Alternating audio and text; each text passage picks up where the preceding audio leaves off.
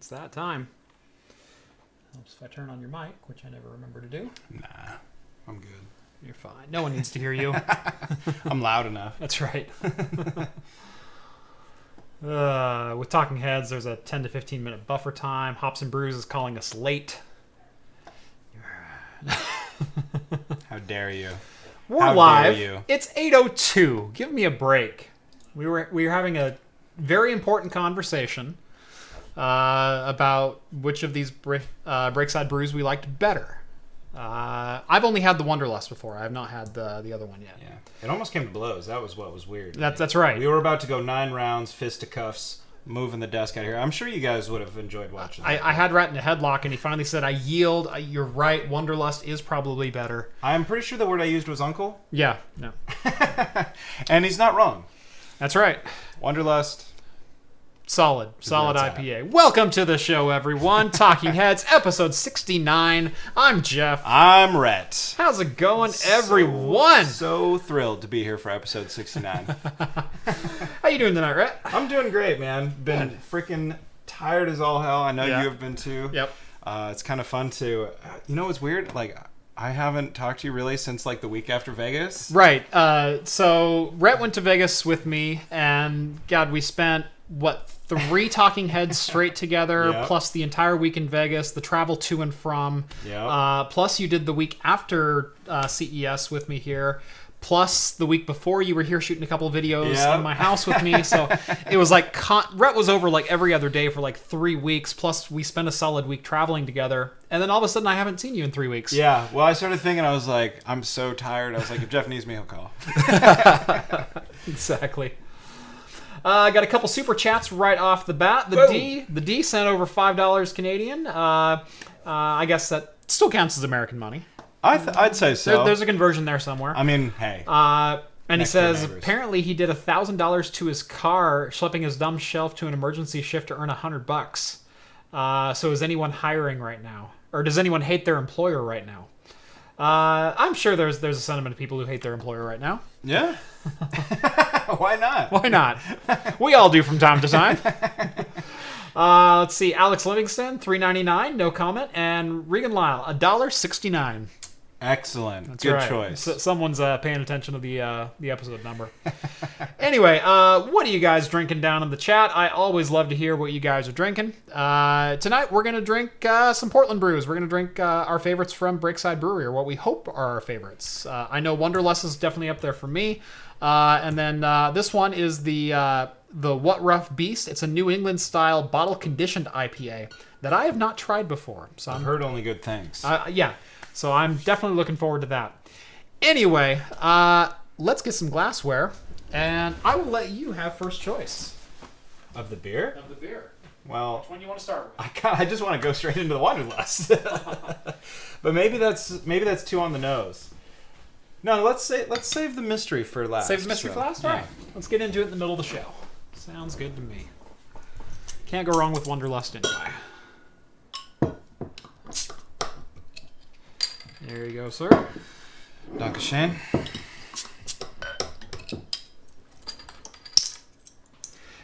Did I ever finish my rack project? The rack is mostly together. I am kind of running 2 servers right now. Well, really only one. So I migrated my FreeNAS server over to the new box with all the new storage, and that has been working fantastically well. I still have to get my VM server migrated over, and my VM server is going to take some of the hardware from my old FreeNAS box and move into a new box, possibly my DualX79 build, but I'm waiting to hear.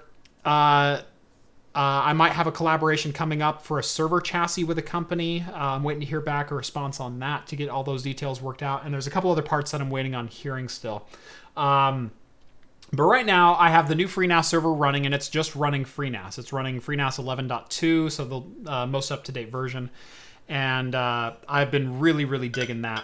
But I decided I wanted to move away from doing FreeNAS for virtualization.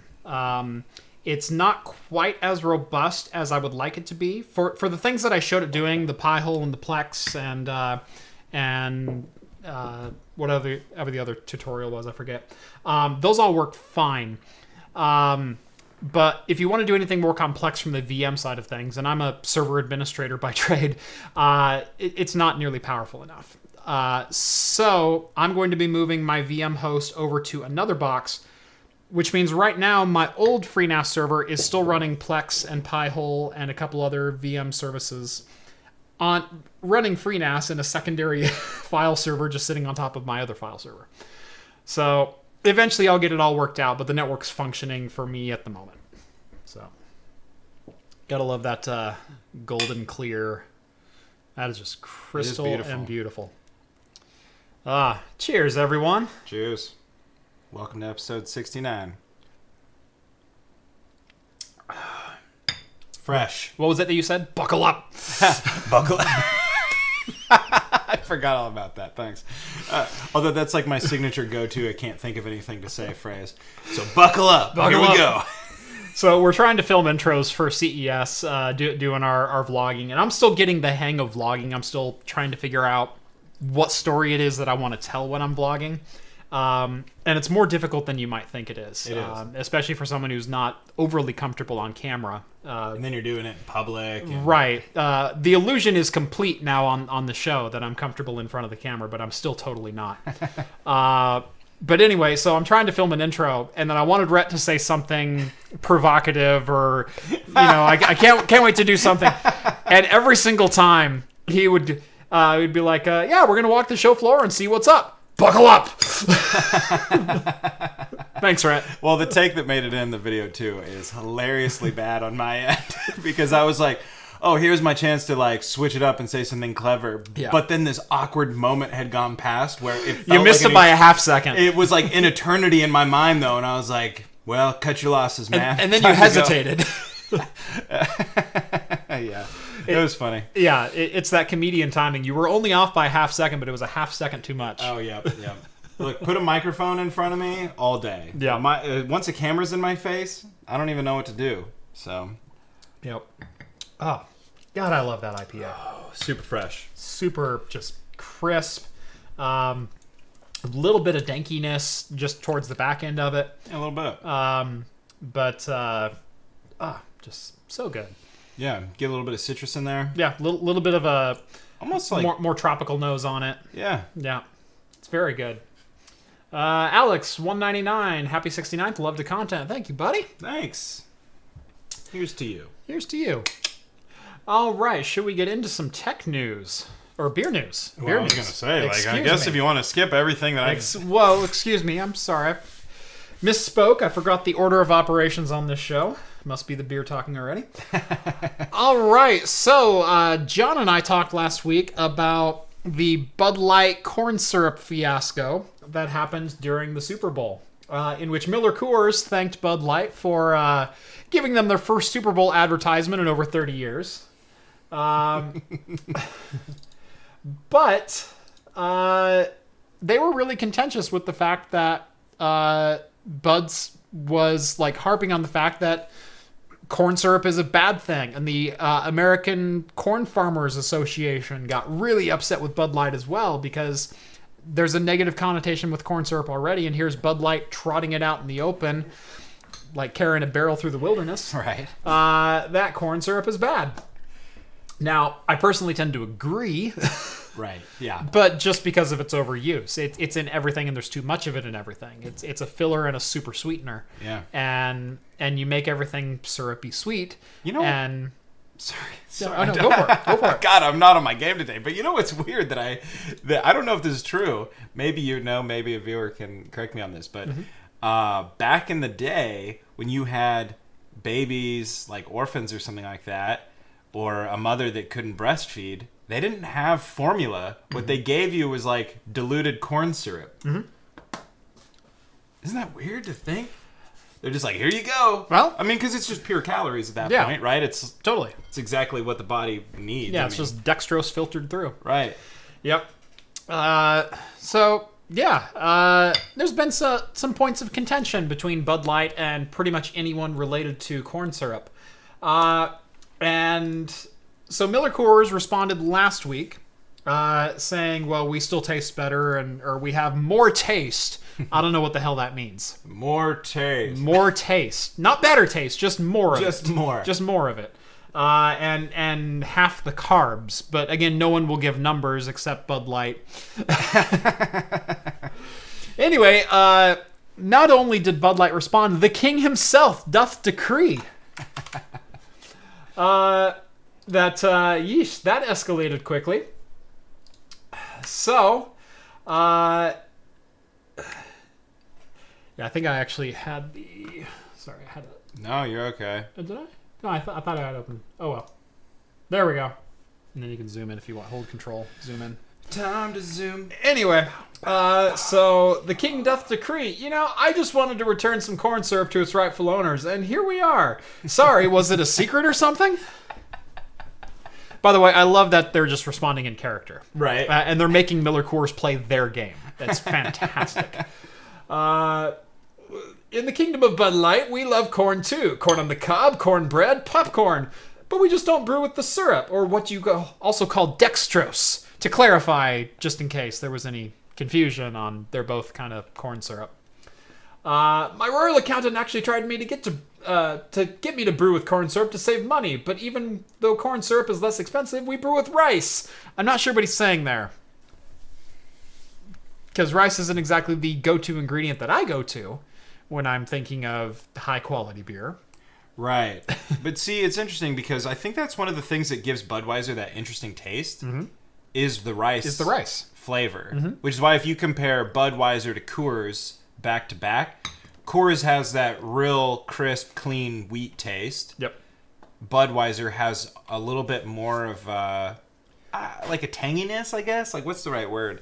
But it has like something in there, like a little bit more, not as clean tasting in my personal opinion. Probably not right to say that. But anyway, that's the rice. I don't know what they're trying to get at, though. They're like, we brew with rice, which is only a penny per pound more expensive. No, right. Along with the finest hops, barley, and water, because I'm the king and it's not my job to save money. Anyway, not saying you're being ungrateful or anything, but the next time one of your barrels of corn syrup accidentally shows up, you can come get it yourself. Yours truly, King John Barley IV. Fun. Yep. Yeah, so it's this whole situation is interesting. There's a lot of contention with corn syrup as a whole because, like I said, it is in everything, and dextrose is in everything. It's a filler and a sweetener, and it's made to make things sweeter to the point of almost being addicting. Right. High fructose corn syrup is in every soda. Yeah. And it's why you crave sweetness, and you drink a soda and you go, oh, I'll just have another. Right. When you really look at it, its role is the exact same as sugar in many ways. And you look at what that does to your body, it's not necessarily a good thing. Now, nobody's going to say you can't have sugar because of the sugar lobby. No, just kidding. We're contractually obligated to... Nobody's going to go out and say, like, look, don't have any sugar, don't have any high fructose corn syrup, don't have any dextrose, whatever. Yep. But the thing is that if you really look at it, in the long term in mass amounts, it's not that good for you. Right. And we're being told two separate things. But in moderation, obviously, like, we probably have drank beer with dextrose in it. We've probably eaten a lot of snacks with dextrose in it. And nobody that I know is looking at the back of every single thing that they got and analyzing the ingredients. Yep. But that's also why you got to be careful for it. Because like Jeff said, it adds that sweetness and it is addictive. It is. Totally. Heavy Palms, $2. Try Sweetwater 420 strain G13 IPA. Love it. 420 strain? 420 strain. I will have to look that one up. I'm not familiar with that one. Is that like a hemp beer? I'm assuming so. With the name 420 strain. Yep. This is a good question. Is Bud Light gluten-free since they use rice? Do they use no wheat at all? I think rice has gluten. No, rice does not have gluten. Well, there is a gluten on the rice, but it's not the gluten that's gluten intolerant or celiac. Gotcha. My wife actually has celiac disease. She is 100% gluten intolerant. From 2003, she's not a hipster gluten intolerant. She's autoimmune gluten intolerant. There's a huge difference between... oh my God, what was that in? Oh, I can only have donuts sometimes. Oh my God. That was in that Netflix show, You, where he's like, Yeah. I have a gluten intolerance. And the guy just looks at him and goes, I really do. Yeah, totally. It's totally that. I will say thank you, hipsters, for making it so much easier to go out to restaurants now because there's actually a gluten-free menu. Yeah. But we still have to specify, no, it's actually an allergy when we go out. So we don't get the eye roll. Celiacs will screw you But up. anyway, where celiac and gluten intolerance comes from is actually wheat, barley, or rye.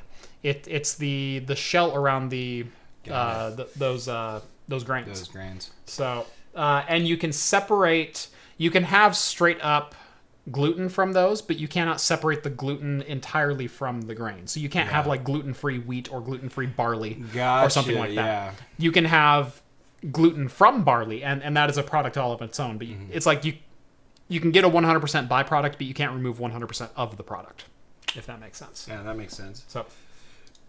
So should Bud Light be updating their advertising? Yep. Don't know. Gluten in the bloodstream has to be removed by the immune system. No, actually what it is your body produces an autoimmune response in the presence of gluten, and it starts attacking the cilia in your small intestine. And so her immune system literally eats away the little fibers and hairs in her small intestine that absorbs nutrients. And it damages her small intestine. So It's not good. the more you know. Yeah, son is allergic to wheat, crazy times. Yeah, it's now we discovered this in I think 2003. And back then there was no information on what was what. We had to memorize these lists of ingredients that were thousands of ingredients long and read every single product label because the labeling for gluten intolerance was way behind the times. Thankfully today it is very, very easy to go out and shop and go out to restaurants and things like that. Somebody was saying, sorry, before we get to the super comment here, they're saying like my son is allergic to wheat, crazy times we live in. The thing that a lot of people don't realize is the same way that we have genetically modified corn, which is obviously very common in the media consciousness right now. Enriched wheat flour. Right. We have genetically modified wheat, and so the wheat that we are growing is so much more dense and weedy. The FDA in their glorious oversight, what was that? Sometime in the 40s or 50s. It was a long time ago. Decided that all flour products sold as far as or manufactured essentially in the United States had to use what was called enriched wheat flour. And what enriched wheat flour is it's wheat flour that's grown to have more vitamins and nutrients and minerals in it than just standard wheat, shuck it, and grind it into flour. Because of those modifications, people started developing reactions to this. We do the same thing with milk. Lactose intolerance is a huge thing. And this is the same reason why, though, that you can go to Europe and you can have a big old bowl of pasta or like a big frickin' baguette with your lunch or whatever, and you don't feel the same as you do here in the States, where if you have that big bowl of spaghetti or carbonara, you feel bloated, you feel gross. Yep. And it's because of the type of wheat that we use. They don't use it in Europe. It's not the same. Yep. So that's why they're able to eat these really rich meals all the time. We see the way the French eat and the Italians eat. And we're like, man, I wish I could do that. And then we go to Olive Garden and we try. We try. But it's not the same. Yeah. Wayne Erickson, $20. My wife is celiac as well. Really makes it difficult to eat normally, but it made me eat healthier as well. And that was the same thing with me. Is we actually eat very healthy. We cook all of our own meals essentially. Me and my daughter will maybe have dinner to ourselves like once a month or once every couple of weeks, and we'll do boxed meals or I'll teach her how to cook and we'll do things like that. But yeah, pretty much all of our food is homemade. We make everything from scratch here, and it makes everything really healthy and a lot better. What does that mean for like her drinking habits? Like I know you've said before, she's not as much of a drinker. She's not nearly the drinker that I am. Right. She does like hopped ciders. She does enjoy hopped ciders. She will drink some spirits. She's definitely not a straight spirit drinker. She doesn't like vodka at all, and vodka is one of the ones that she has. Does distilling whiskey or grain-based liquor? Technically, yes. Really? Technically, distillation removes the wheat-based products from. I have no idea about that. From it, especially if you do multiple distillation runs on it. So you'll see some vodkas are triple distilled. that's 3 times removed from the source product. Oh. And so they'll distill it. They'll take the batch out of that. They'll distill it again. Take the batch out of that. Distill it again. Take the batch out of that. And then they'll add water, mineral springs, whatever they want to make it 80 proof or whatever the end proof is going to be. Whiskey, they do the same thing. They distill the batch, and when you distill whiskey, all you're getting is hooch. You're getting moonshine. Right. The reason it's colored is because it's put into a barrel and aged for 4 years. Yeah, you get the color from the right, barrel. and so that's the wood that you're getting into that from the aging. Anyway, Wayne, thank you so much. Yeah, appreciate it, buddy. Also, somebody's here saying that celiacs can eat ancient grains, which a lot of people are always asking me about these because I used to buy spelt all the time, which is like an ancient grain.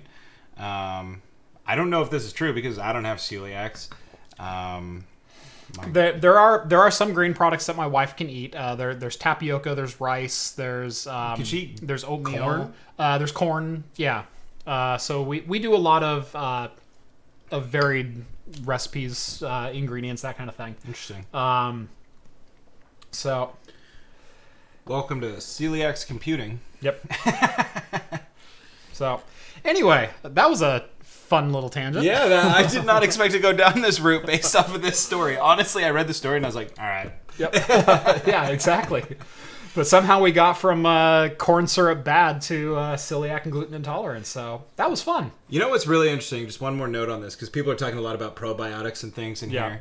What's really interesting is the science, and if anybody's interested, I might be able to dig up some links. Maybe not tonight, but maybe tomorrow or something like that. But all of the science that they're finding out, how much your gut flora is having to do with your overall health in general. And gut flora, of course, you take probiotics, you get it in yogurt or whatever it might be, and those are the healthy bacteria that live in your gut. The 50 or so strain that live in your gut at all times. Right, exactly. Yep. There is so much studies being done. They're thinking that it even is affecting Alzheimer's right now. The healthiness of your gut flora, is affecting your brain. It's affecting cancer growth. It's affecting all of these sorts of really weird things. They're finding out that even some sort of God, I'm probably getting way ahead of myself here, but like I don't know, certain types of birth defects that they had no idea about, they're realizing that if they control the gut flora a little bit more, it can actually curb a lot of the symptoms of these things. It's really bizarre. Yep. Anyway, Jesus, let's get going. Anyway, someone in chat wanted to know, so when you do a super chat, does YouTube take a cut? Yeah, 30%. YouTube takes a cut. Sorry, guys. Now, we're paying their bills to host the stream, so it works. But, yeah. They do have a very reliable setup for that. And quite honestly, another way you can donate, join the Patreon. Links down in the video description below. You get access to the Discord server. You can chat with us all the time. Yeah, the Discord server is one of the best I've ever been a part of. I really enjoy it. So. It is, if I do say so myself, it is a fantastic community that I'm really proud of. It is constantly going. It is constantly going. It's pretty mind-boggling. Yep. More beer news. All right, more beer news. We'll jump right through these. One of them's a local Oregon beer news. This is a big one for PNW. This is a big one for PNW because this is a big name. Bridgeport Brewing closed their doors. They've been a staple here for a long, long time. Since 1986? 84, it says. 84. And anybody knows Bridgeport, they got their brewery up there in the Pearl District in one of the iconic downtown districts of Portland. And they've been a staple. You can go to... Wayne, $7.80 to make up for the 30% cut. Wayne, you are the man, buddy. Did you have to pull out your calculator for that, though? He's like, Google calculator, 30% of $20. Well done, buddy. Thank you, man. We really appreciate that. Although they take a 30% of that, too. That's fine. I know. I'm just messing with it. But anyway, Bridgeport, they're iconic. They've got... what's that, like the Kingpin Red, right? Is that Bridgeport? Did I just make that up? Probably. Yeah, Kingpin. That's Bridgeport. Anyway. Yep. But yeah, they're closing. And I was listening on OPP the other day, and they had a spokesperson on there. Basically, look, I disagree with their answer, but I do sympathize with them because nobody sets out to create a brewery, and nobody sets out to become a staple of a city like Portland and to just fold and close up shop. Yeah, and for those who don't know, Bridgeport is the oldest operating brewery in the state of Oregon. And they were one of the original founders of the kind of the brew pub movement in Oregon. Yeah, they because between them and the Widmer Brothers, which Widmer Brothers is the other really, really big name in Oregon, they helped change the laws in 1985 to allow brew pubs to work, so you could brew and serve food in the same location. Yeah. So, and now those are a staple of Oregon. Yeah. that's like a part of our culture here. Yeah, it's them, it's Ninkasi, and it's Deschutes. Those are the big Brew nationally and chains. globally distributed ones that also have brew pubs all over the place. I guess Rogue is also. Yeah, I was going to say. Sorry. I didn't mean to leave you out, Rogue. I was going to say, they've got a great brew pub. Yeah. In fact, well, whatever, we can get it another time, but this episode can't be full of that many tangents. That's right. But anyway, to keep this brief, I was listening to OPB the other day, and unfortunately their reasoning being that there's just too much competition in Portland, and that there are so many new breweries in Portland that people are wanting to check out the new things, and they're not wanting to go to the old things. And I have a hard time, because while I completely do not sympathize with that response at all, there is a layer of truth to it, that there are so many up-and-coming new brewers. And I hope that this doesn't end up being a negative thing, for these guys that run it. I hope that it ends up being, the first chapter in their next adventure. And Totally. that people can now go and find some of these other amazing new breweries, because there are so many good breweries in Oregon. Right. And what I see with a lot of breweries is not is either, number one, they were making a bad product. And I don't think Bridgeport was making a bad product. They've got a number of really, really good brews out there. But what I see a lot of times is they stretch themselves a little bit too thin. Yeah. Both with distribution and with trying to operate a brew pub, and how widely do you distribute your beer, and are you actually saturating the markets that you're distributing to? Well, because if you ship 12 cases to a market and all 12 sell, and that was one day, and then you don't have any more product on the shelves, you're still not making money. Whereas if 12 cases went across the other side of the country and they're not selling over there, you're wasting money by sending them over there. And here's the thing, you need to figure out which markets are going to buy. And I don't know that was necessarily the problem, but that's what I see a lot of times. You could go to Grocery Outlet, and Grocery Outlet basically carries stuff off the back of the truck that the drivers couldn't get rid of. They take it to Grocery Outlet and they wholesale it basically. Yep. And Kingpin was always there. And do they do Hobzar? Yeah, is that what's right there? Yeah. Hobzar. Yeah. Hobzar and Kingpin were always there at Grocery Outlet, which tells me that they are overselling it to people. But not only that, here's a dumb question. Maybe if John is watching, which he is, my first video is Bridgeport. Yep. John, here's a question for you. What's the last new beer that Bridgeport put out? And maybe I'm totally off base asking that. Maybe they put out a bunch of new beers and I'm just not aware of it. But to me, I haven't But I'm not seen aware of it. Right, exactly. Yeah. Exactly. And that's why I think a lot of people in Portland, they're going to check out the new thing, because they've been to Bridgeport. They've had all the Bridgeport beers. They know what Bridgeport does. Yep. Yep. Maybe I'm wrong. And again, I really only wish these guys the best, because they have been a staple. They are an icon of Portland brewing history. But if your excuse is that there's too much competition, then you didn't compete well enough. Yeah, exactly. Is what it comes down to. Sorry, guys. So. Anyway, moving right along. Do you like Pirates of the Caribbean? I loved the first one. First one? Yeah, great movie. One of the best movies. It did. Fantastic. Second one, little... But the first one, amazing movie. I will say it's not like the Matrix trilogies where I wish they made a second one. A second trilogy? No, I wish they made a second movie. Unpopular opinion, I like the second movie of The Matrix.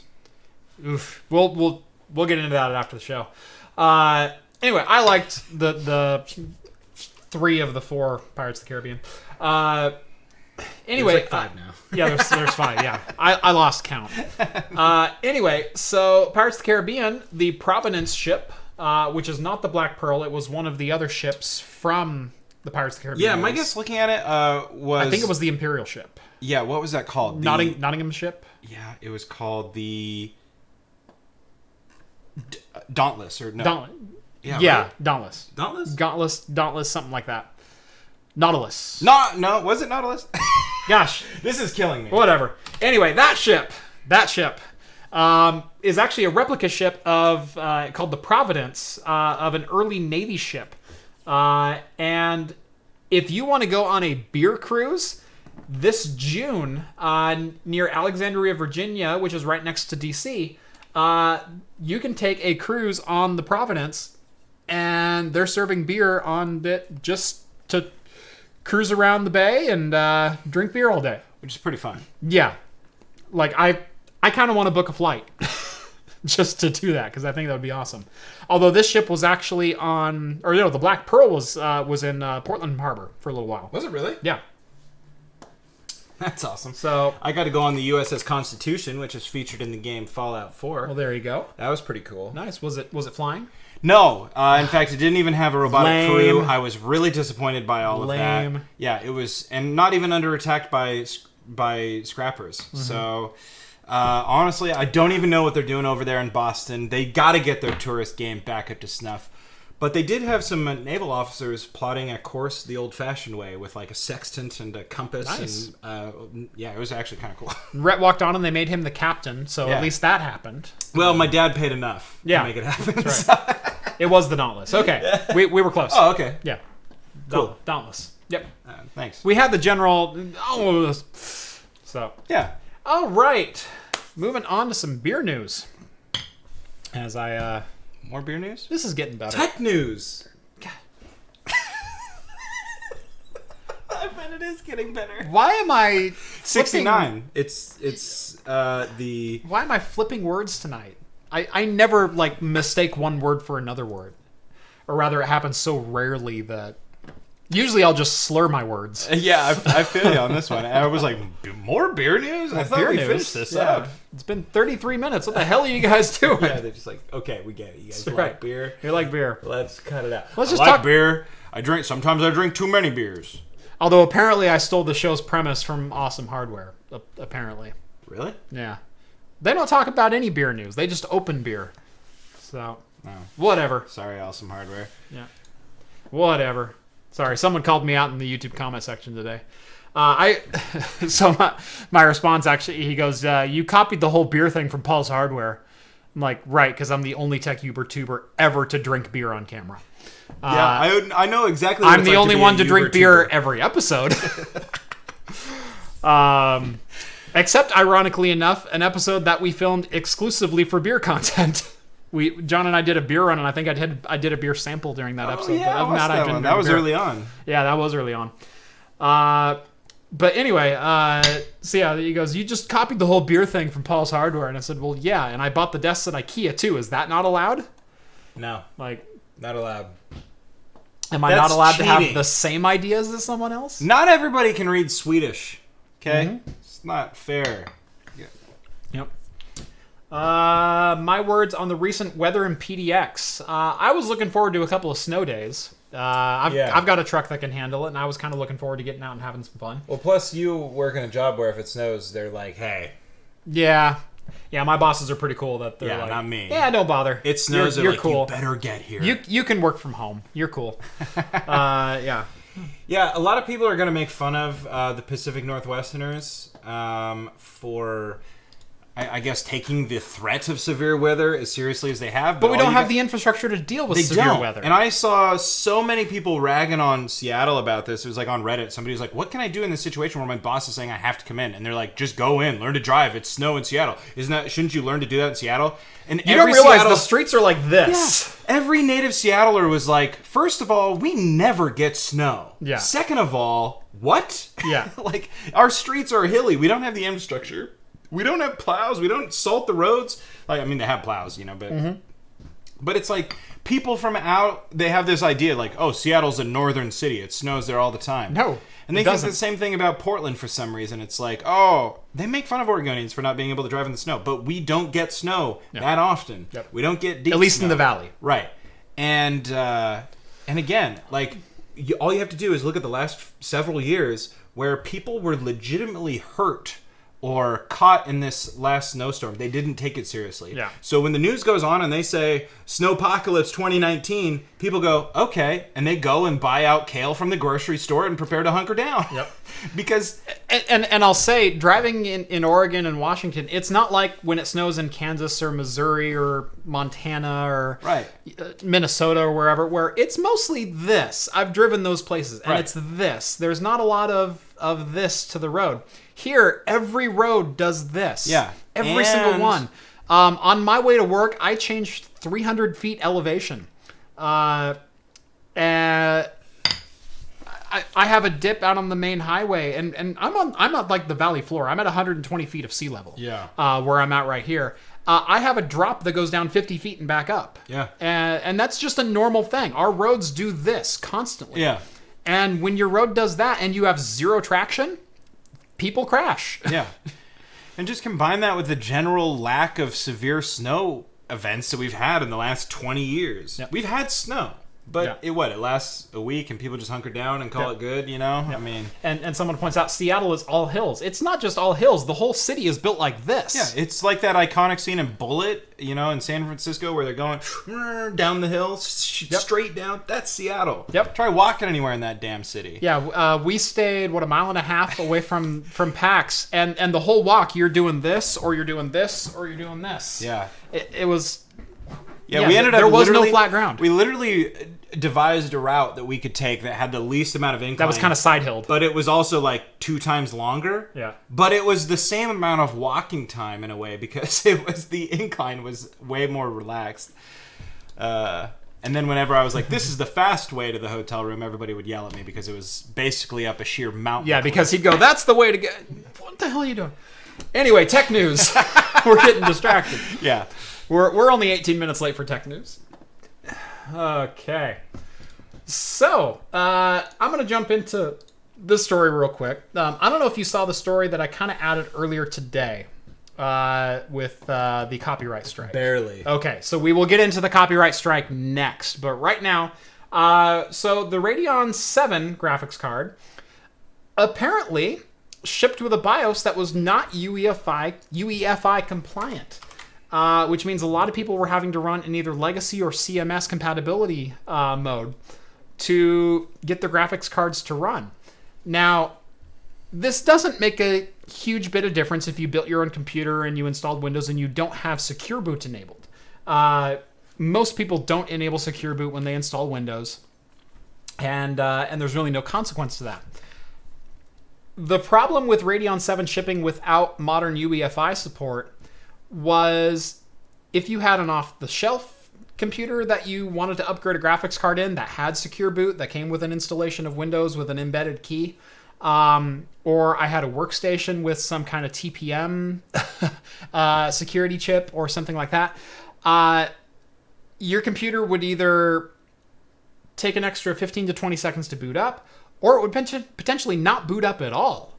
And this was uncovered earlier this week. I believe Tech Power Up was the first to launch this story, which is why I gave their article the props here. But apparently they shipped without any UEFI support.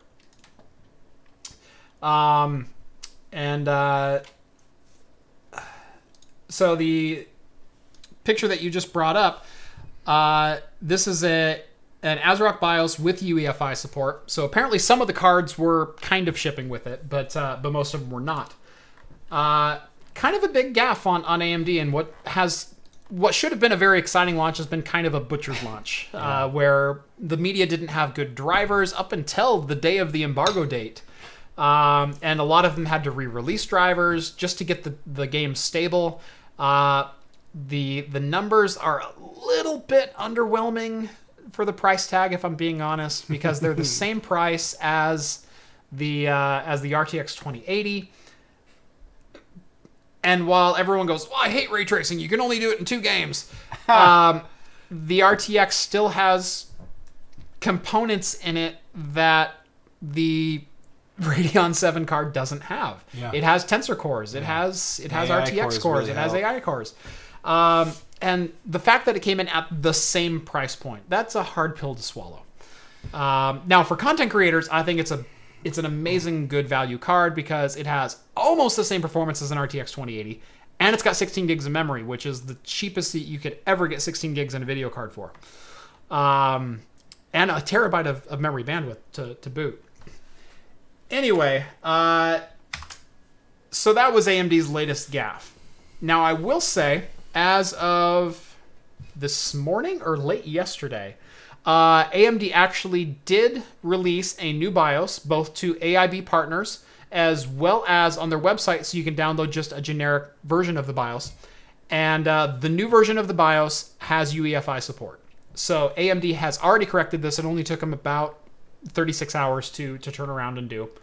But they made good on it. But it's just one of those things that it's another thing where really this wasn't ready. Yeah. Well, and just remember the fire of the release at CES. I mean, you wouldn't think that they wouldn't be ready to just deliver up on the combo, right? So unfortunately, this is what the Radeon division is kind of known for. They're known for kind of haphazardly launching things, and I'm waiting for Lisa or someone in the CPU division to just slap them silly and go, guys, delay it 2 weeks because we're not ready. Right. Or let's actually make a projected date for once in which things are actually ready for the street date. Because this has been a week and a half, 2 weeks, and it was February 7th was the embargo date. But people have had cards since like January 15th. So they had 3 weeks, if not more, to test these cards. And it took them until literally February 7th to get the reviewers a stable driver. And then AMD didn't release the consumer driver until like the 9th. So you could have conceivably gone to the store, bought a card, come home, and not been able to use it for 2 days because you couldn't download the driver. And then it didn't have UEFI support.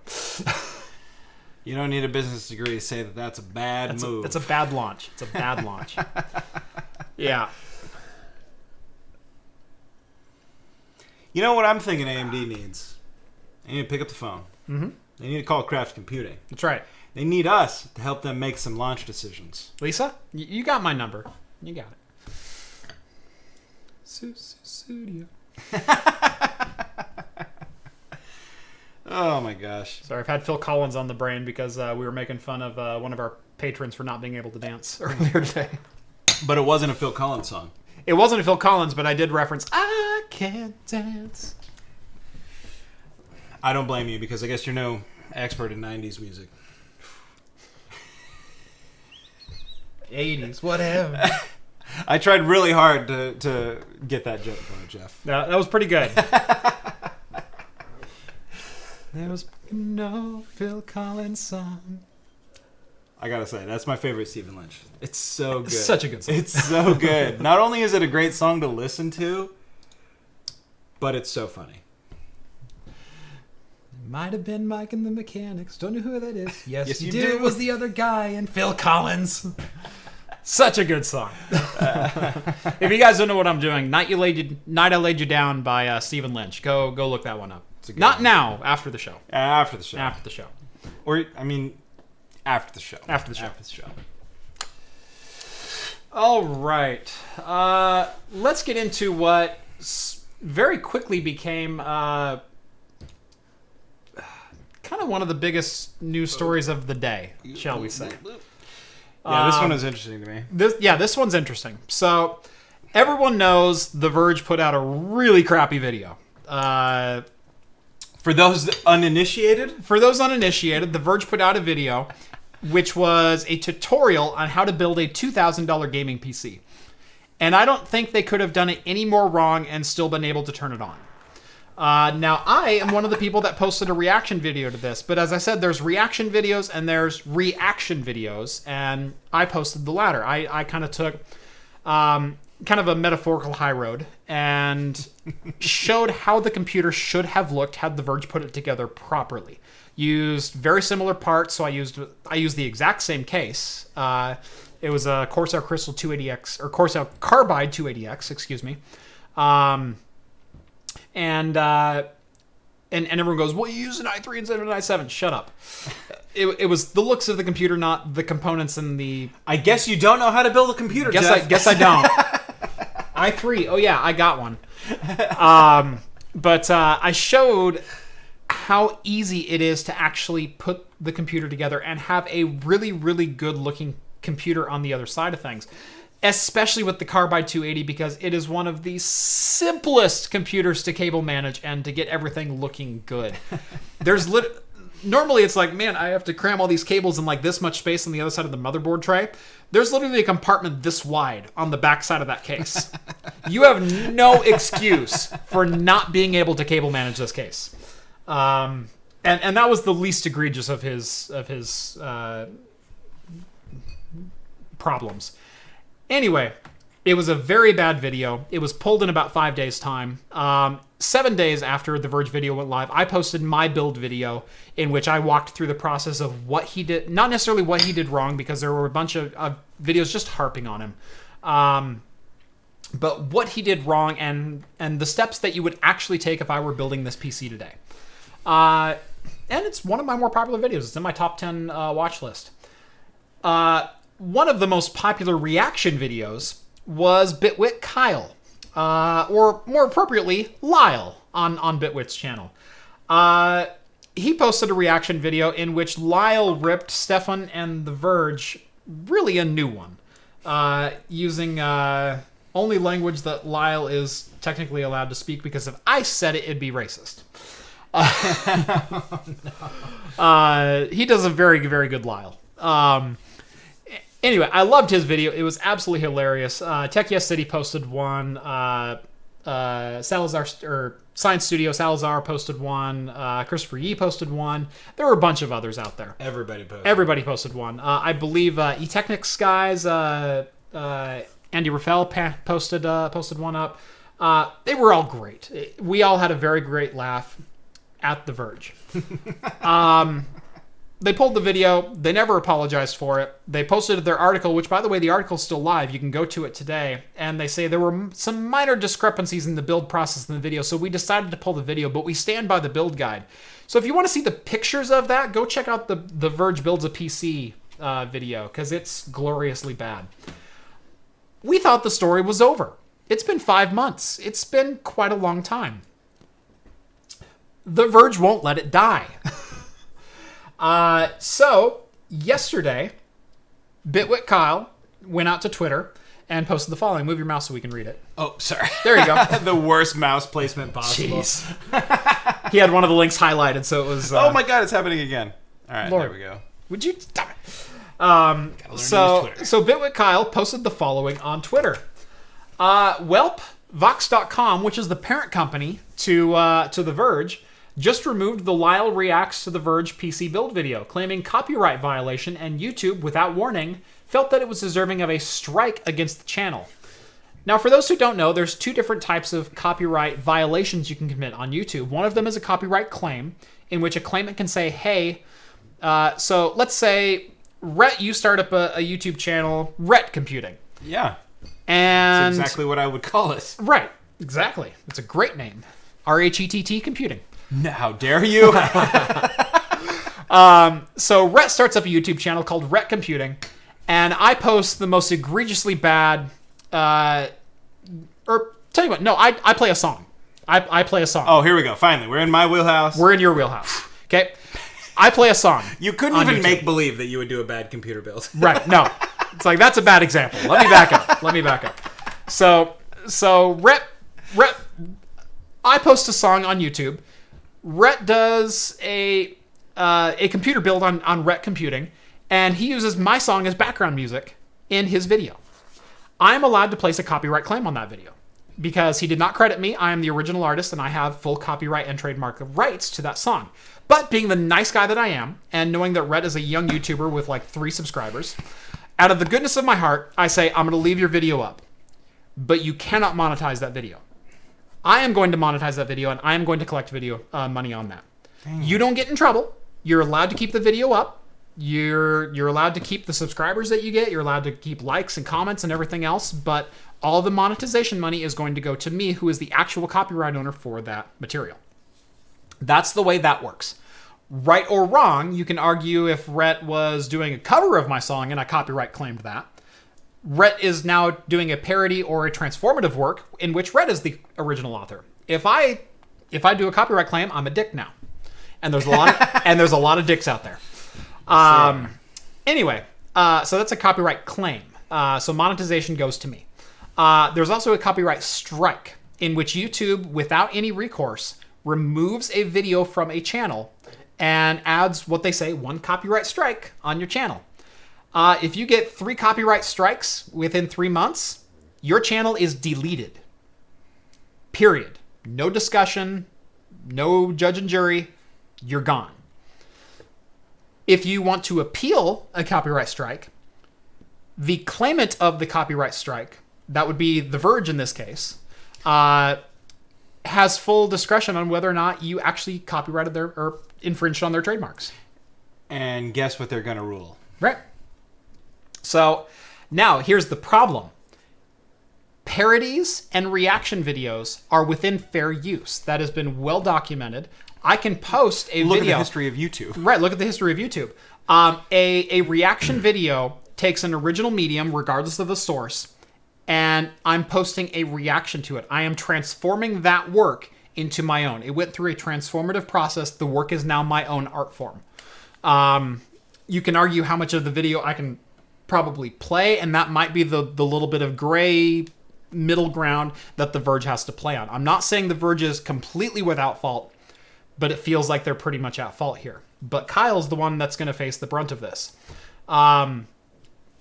So parody and reaction videos and transformative videos are covered under copyright law. Those are allowable by copyright law.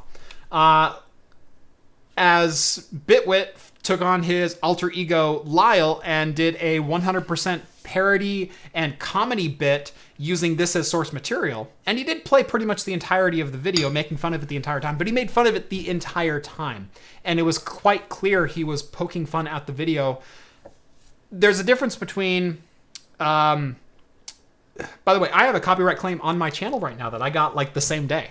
Oh my I have a copyright claim from Linus Tech Tips. I do. I have a copyright claim from Linus Tech Tips, and it's not the video you think it is. It's not my Switch video in which I reference Linus Tech Tips under fair use. The video that's claimed is actually, I believe, episode 40 of Talking Heads with me and Steve, where we're talking about right to repair and the Apple thing and Linus's Apple iMac Pro fiasco. We had his video playing in full screen for about 60 seconds while discussing it. No audio, but discussing it as a news article. And by the way, I have freedom of the press, too, to discuss that and use that as source material. And I also credited Linus, I believe, down in the comments below. Anyway, there's now a copyright claim against that video because it was playing for 60 seconds on my channel. Cut me some slack. Yeah. Like, come on. I remember now. that. Now I'm not gonna fight it because that video has 13 views in the last 28 days. He can have it. I don't care. It's all yours, bro. It's all yours, bro. From me to you, that one's on me. And it was probably an automated process. I'm not holding Linus Tech Tips liable for anything. You think that was automated? It was automated. They upload all their stuff to Content ID to prevent re-uploads. I have to monthly send DMCA takedown notices for re-uploads of my original X79 video. Huh. I've issued like 30 of them. Oh my god! For just re-uploads, blatant That's re-uploads. True. I know that's a big problem. Yep. It just seems bonkers that in a live show format like this, right? You know, you always when you're watching or listening to Joe Rogan, you hear him be like, "Well, Jamie, can we do that without getting kicked off YouTube?" You know, because they're getting ready to play some news article or something. So apparently there's some resolution to this live on the air. Oh. So if you can go to youtube.com. You know I can, dog. I know you can. You got this. YouTube.com. YouTubers.com. Just youtube.com and then search. All right. Jeez. Fine. Search Bitwit and Verge. Bitwit Verge. Look at that. Number one search result. Number one search result. Lyle reacts to The Verge. His video is back up. Now make sure audio is not playing because I don't want a copyright strike on my channel. Yeah, I don't believe in audio. Yeah. How about ads, though? You don't believe in YouTube Red? You're just like, not worth $10 a month. So anyway, I'm going to go ahead and take that back away. Anyway, live on the air, his video is apparently back online. I don't know if there's been any resolution. I'm looking into that as we speak. Nope, he has not tweeted about it. But his he video, might not know about it. But his video is back online. So I wonder if YouTube took notice because there was a lot of pushback from the creator community saying no, this constitutes fair use of that video. And they would be right. Yeah. In a legal standpoint. Yep. It's a transformative work. He never claimed the work was his own. He was very clear it was a commentary on said work. He gave adequate pauses in between. He didn't play the video in its entirety. There's a difference between... I've received copyright strikes before. I believe I received copyright strikes again with Steve. Steve always gets the copyright strikes. Steve, cut it out. Cut it out, man. Cut it out, bro. We were talking about E3 news, and I believe Rooster Teeth copyright struck or claimed one of my videos that I did with Steve. And it was because we had played trailers in full screen. Now, again, we didn't play any audio. And we were commentating on the game, which is totally within fair use. Now, to Rooster Teeth's defense, I appealed both of those. They checked them out, and they removed them. So that was within their content ID. That was an automated claim. Because they had exact timestamps and everything of when the clip started and when it stopped and whatnot. But I don't play audio if I'm referencing a clip because that is one very, very quick way to get copyright struck. And there's a difference between commentary and us talking about something that's playing versus us talking about it. Now we're going to watch the clip in its entirety without discussing it, without us in the bottom right, without faces or anything like that. And then we go back over to us, and now we're going to discuss it in real time.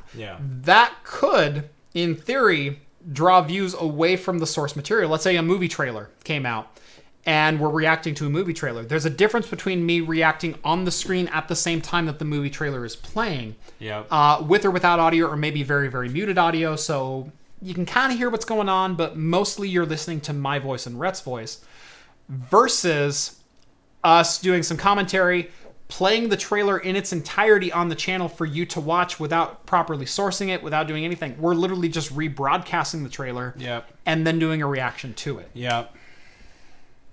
So, again, what Kyle did, I believe, was 100% within fair use. And it seems that YouTube or somebody agrees. Apparently his video's back up. So that is fantastic news if that's the case. Because there was starting to be some people going, hey, let's crowdfund a lawsuit. Yeah, please. Honestly, that's YouTube's biggest nightmare, I'm sure, is all their creators realizing how powerful they are. One thing, everybody over here is like, YouTube Red sucks, or now it's called YouTube Premium. Also, you suck. Just kidding. No, personally, I use it. I enjoy it. I find a function for it every day. How much is YouTube Premium now? It's $9.99. Okay, that's not terrible. At least that's what At least that's what I think I've been paying. Yeah. I originally got it. I got a 3-month free trial to watch Cobra Kai, which was well worth a 3-month free trial. Cobra Kai was really great, and for those of you guys who don't know, it's like the sequel series to Karate Kid. I thought it was really good. I thought it was really funny and cheesy in all of the most perfect ways possible. Yep. We're campy, we know it. And here's a great show. But also you can you have no ads, which is what I pay for it for. And you can download videos to watch later without internet connection. So especially for like an educational purpose. I'm always downloading, tutorials and things like that I can then watch or listen to in some other time when I'm not sitting there stuck on Wi-Fi and having to drain my data constantly. It's perfect for that. It's perfect for plane rides or traveling or working or whatever it might be. Plane rides, I could definitely see that. Download a playlist of whatever you want to do. Yeah, you go and hop on there and you get your 2-hour, synthwave playlist, or you get your morning coffee jazz playlist, or whatever. Or your Talking Heads every Wednesday night at 8 p.m. Pacific. There you go. For the latest in beer and tech news. And the best part about it, you can play those videos with your screen off on mobile. So you go, I've got Talking Heads, screen off, in the pocket. You got your Talking Heads podcast. That's right. Which, by the way, I'm still looking at a good format to actually re-encode this and send it up as a podcast somewhere. It might happen one day. You're the podcast expert. I should talk to you about it. It's going to happen this week. It happened this week. He's going to talk to the podcast expert. Right. You heard him here next Wednesday. I don't know where I'm going with this, but anyway. I don't know why you're so excited all of a sudden. Damn it. You've heard the show. Hey, personally, I think it lends itself great to an audio-only format. Like, Oh, it totally does. The thing is it's almost just like Joe Rogan, where he sits there and he has this conversation about what's going on, and every once in a while brings up a news thing. Like, yeah, the news articles are very important, but how often is the news article like a visual so important to what's happening?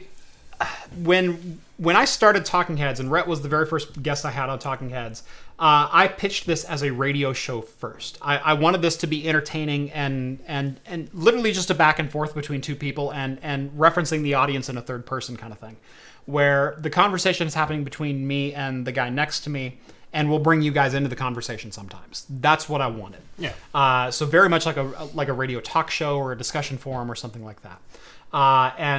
And so that's been the driving goal and theme of the show.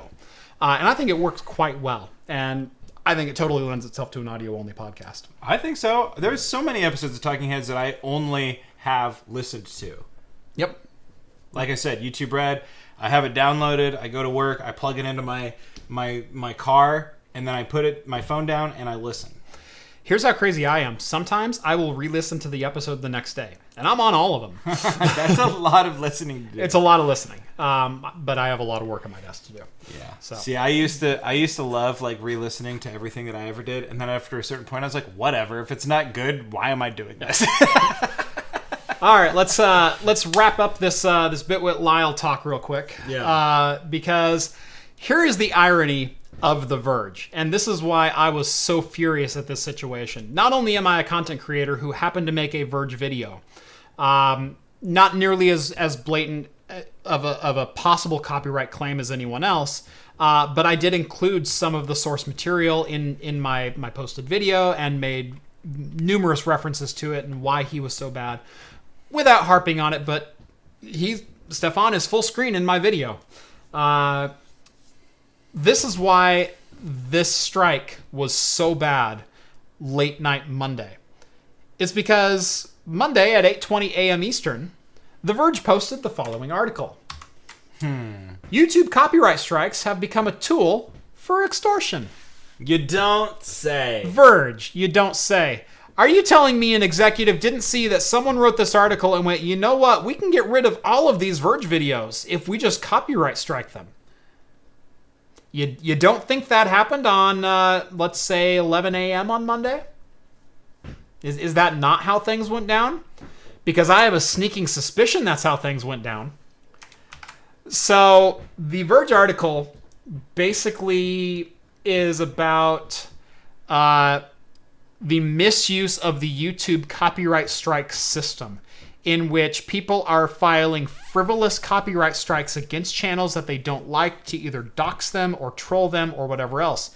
And they are holding these channels hostage, demanding payment. So they'll basically place two frivolous suits or strikes onto a channel with the threat of a third looming, and they'll say, you know what, give us $4,000 and I'll let you keep your channel. That's happening right now. And there's not a lot you can do about it because, again, the appeal system comes down to the claimant of the copyright. Well, that happens to be the guy that's blackmailing you. Yeah, pretty great system you set up. Pretty here. great. Well, I'm actually slightly in defense of YouTube. I'm slightly in defense. I know it's a tough position to make, but hear me out. Okay. I'll let it slide this time. But the next YouTube time... copyright system is absolutely shit. It is absolutely shit. I will plain as day say that and fully admit it. But in defense of YouTube's shit policy, YouTube cannot be the gatekeeper for what is copyrighted and what is not. They are the content host. And if someone issues a DMCA, they are required by law to respond to that DMCA. They get probably tens of thousands of DMCAs per day. As many as they can, I know, get an official review. They get someone to physically look at them. The automated copyright claims, that's an automated system. That's something different. The DMCAs, there's actually an official overview. There's someone physically looking at it and going, yeah, okay, no, yeah, okay. That's how it works. All YouTube is doing is seeing, is there a glimmer of possible copyright here? If there is, you're done. They strike the video. Why? Because it is way cheaper for YouTube to strike 1,000 videos than not strike 100 videos that were legitimately copyright infringing. Or not strike one video that was legitimately copyright infringing. YouTube tries to be as hands-off with the process as they can. They fulfill the DMCAs as they're supposed to and required to by law, and then they step back and they say, you guys go to arbitration, you guys file this in court, you do whatever else, but we have done our part. Because if they are seen as the gatekeeper to what is copyright and what is not, they are opening themselves up to litigation that would shut them down. Fair enough. Their policy is shit, but it's the only policy they can have. That's a real good point. But I'm curious if a company with the resources of Google can come up with a better solution to this that doesn't screw so many people. And I'm not saying that it's out there. Right. But I'm wondering. That there almost needs to be an official arbitration where lawyer, judge, someone, or even copyright expert, copyright aficionado can weigh in on these dispute cases where a channel is being struck by the same person multiple times, because that's what's happening in these blackmail ones. Is the same company is striking the channel multiple times. Mm-hmm. And let's say you have 3 strikes against you and they delete your channel, and it's the same copyright holder.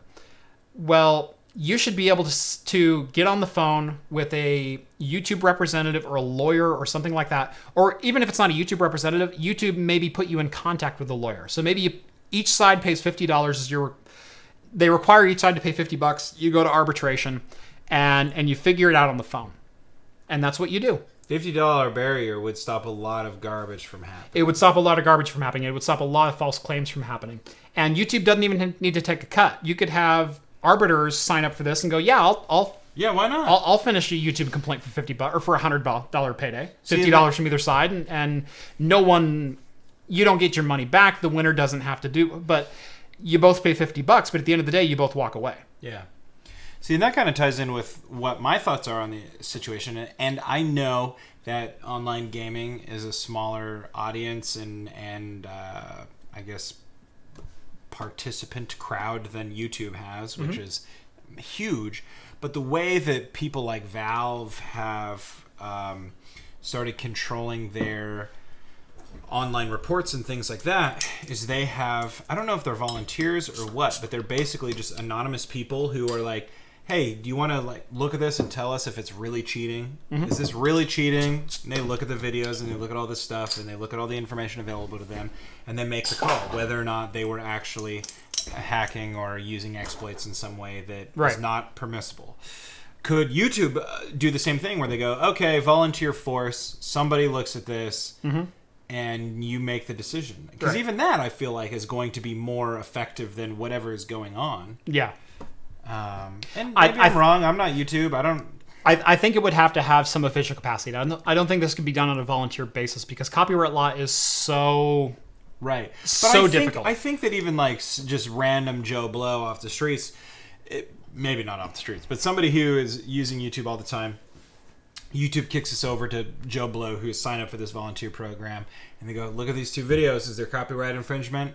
And go, no, this is a reaction video. H3H3 is doing another reaction video. This isn't a copyright blow. Where you get into murky water, though, is copyright / trademark infringement, where they're using our IP improperly. And that can be a thing. And that can be a very difficult thing to navigate unless you are trained in that. And so that's my fallback on that, is unless you know exactly what you're talking about, that's some murky water to tread. Now, this is bottle conditioned, so careful of the yeast floating on the bottom. You're going to want to light pour and don't tip the bottle too much. I'm going to start with a little pour. Bottle condition. Oh, yeah. Yeah, you can see it. There's a lot of yeast in the bottom of this bottle. What if I want that? You can have it. It's not going to hurt you.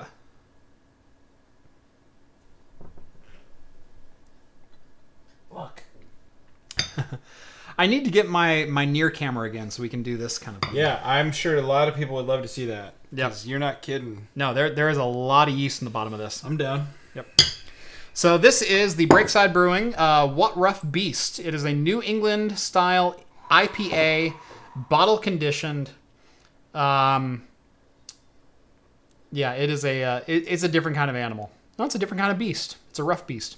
6.8%. Much different head than was on the last one. Look how thick that is.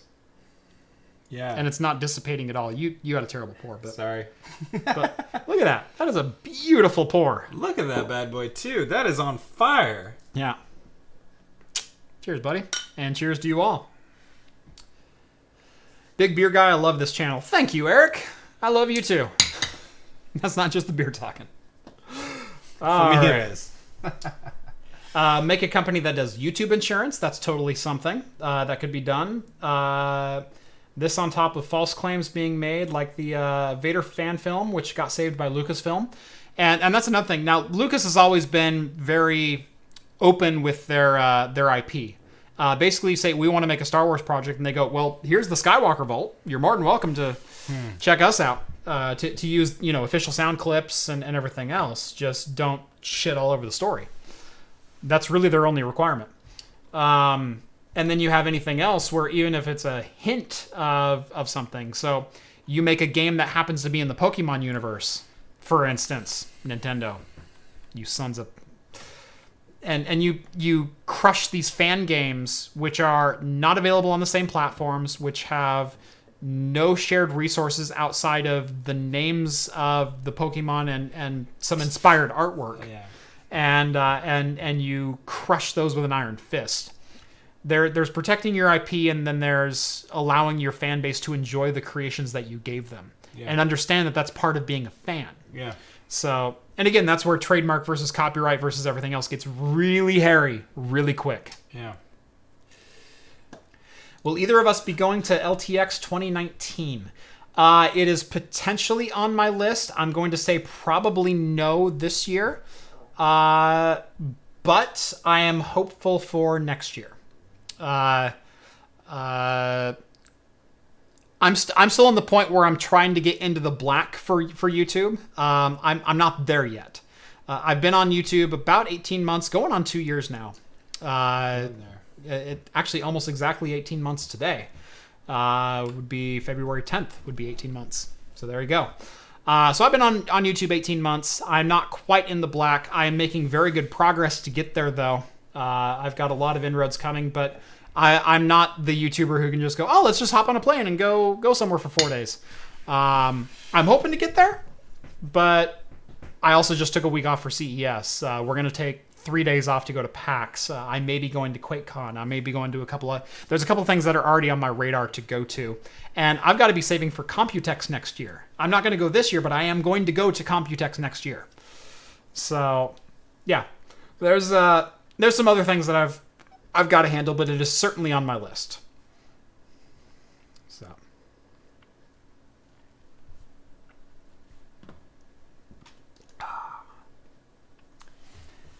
That is very different from the first one. It is. I mean, obviously it's a New England. It's bold. It's very bold. Not quite what I was expecting. Wow. No. I mean, get a load of that right in your nose holes, man. It's yeah. That is... Whew. I'm not even sure how to explain the smell. Dude, it's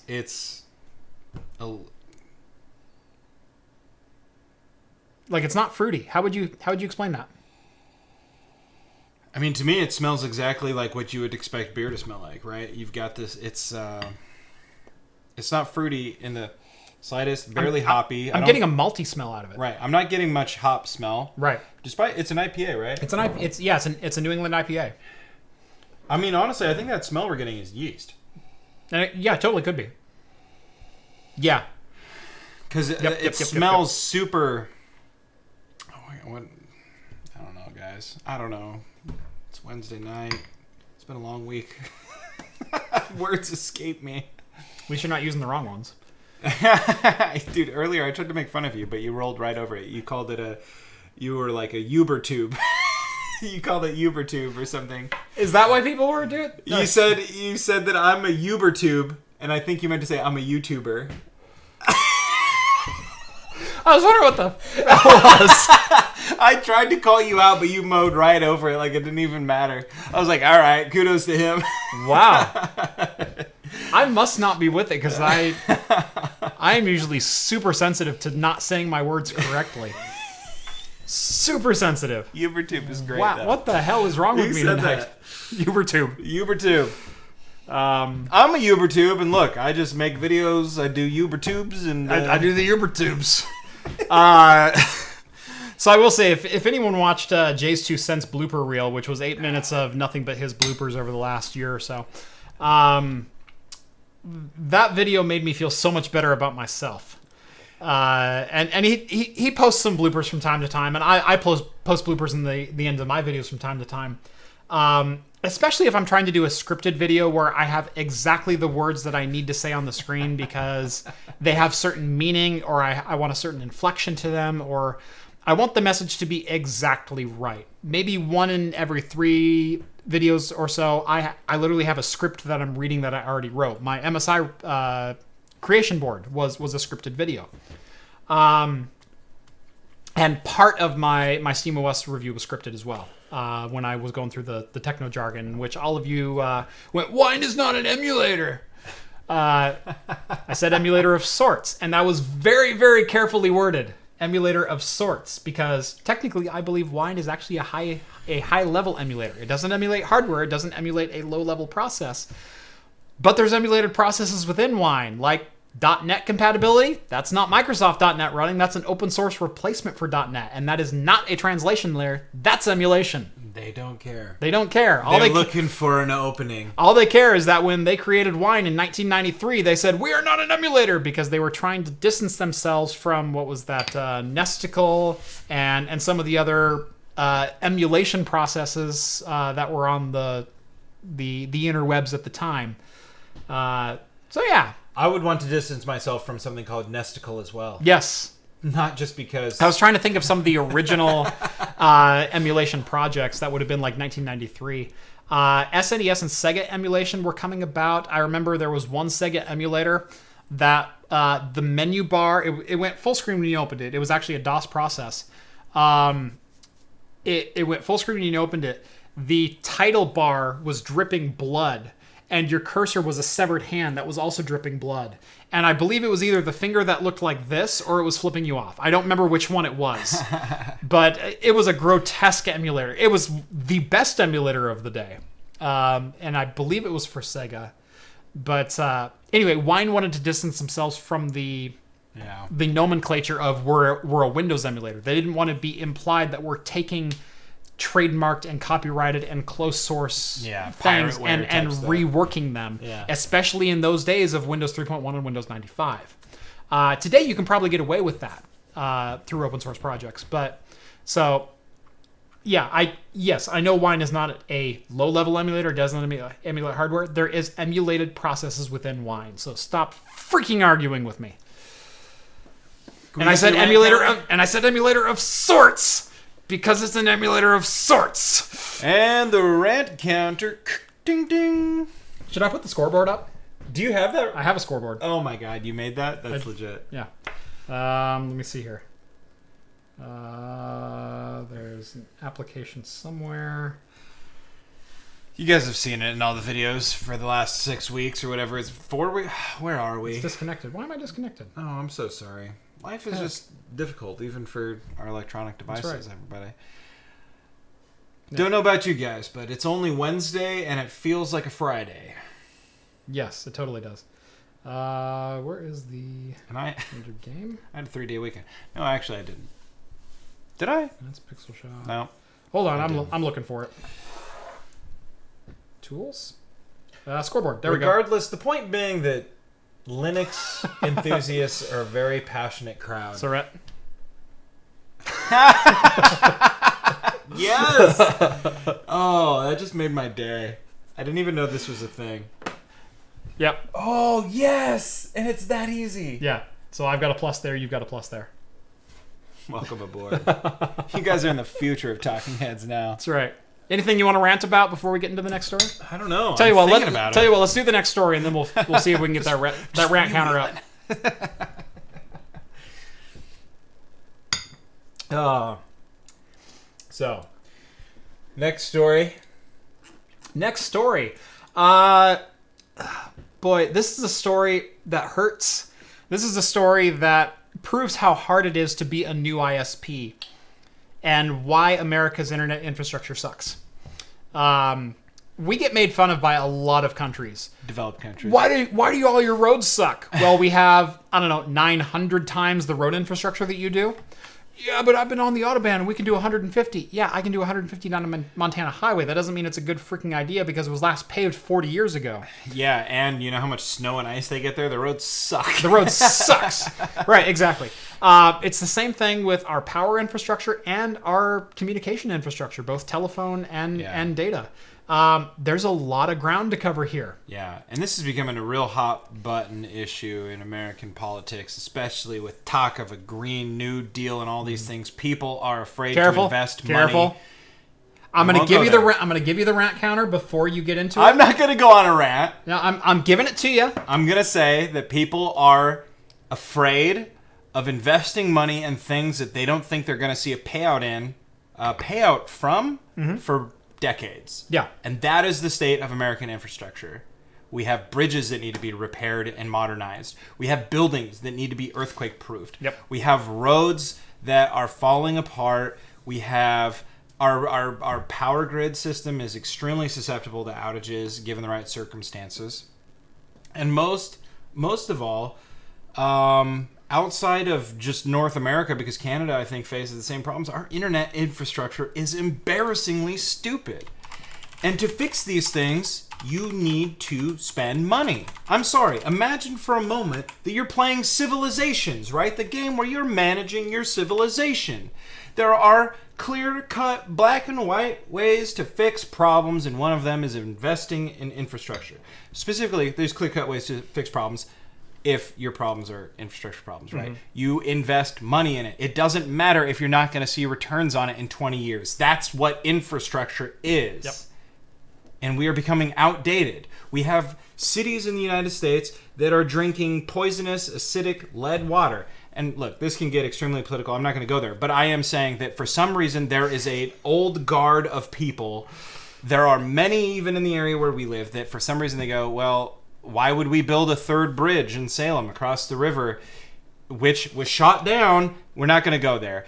But it was shot down because there are people there who do not see the payout. Not like the days that I have to get across the bridge that I don't have to wait 30 minutes. Right. It's not like that happens. And this is what I don't understand. Are the people that are making these decisions, have they never crossed the bridge? Have they never been downtown Salem when there is a crash on the bridge? Yep. Or, God forbid, somebody wants to jump off the damn thing?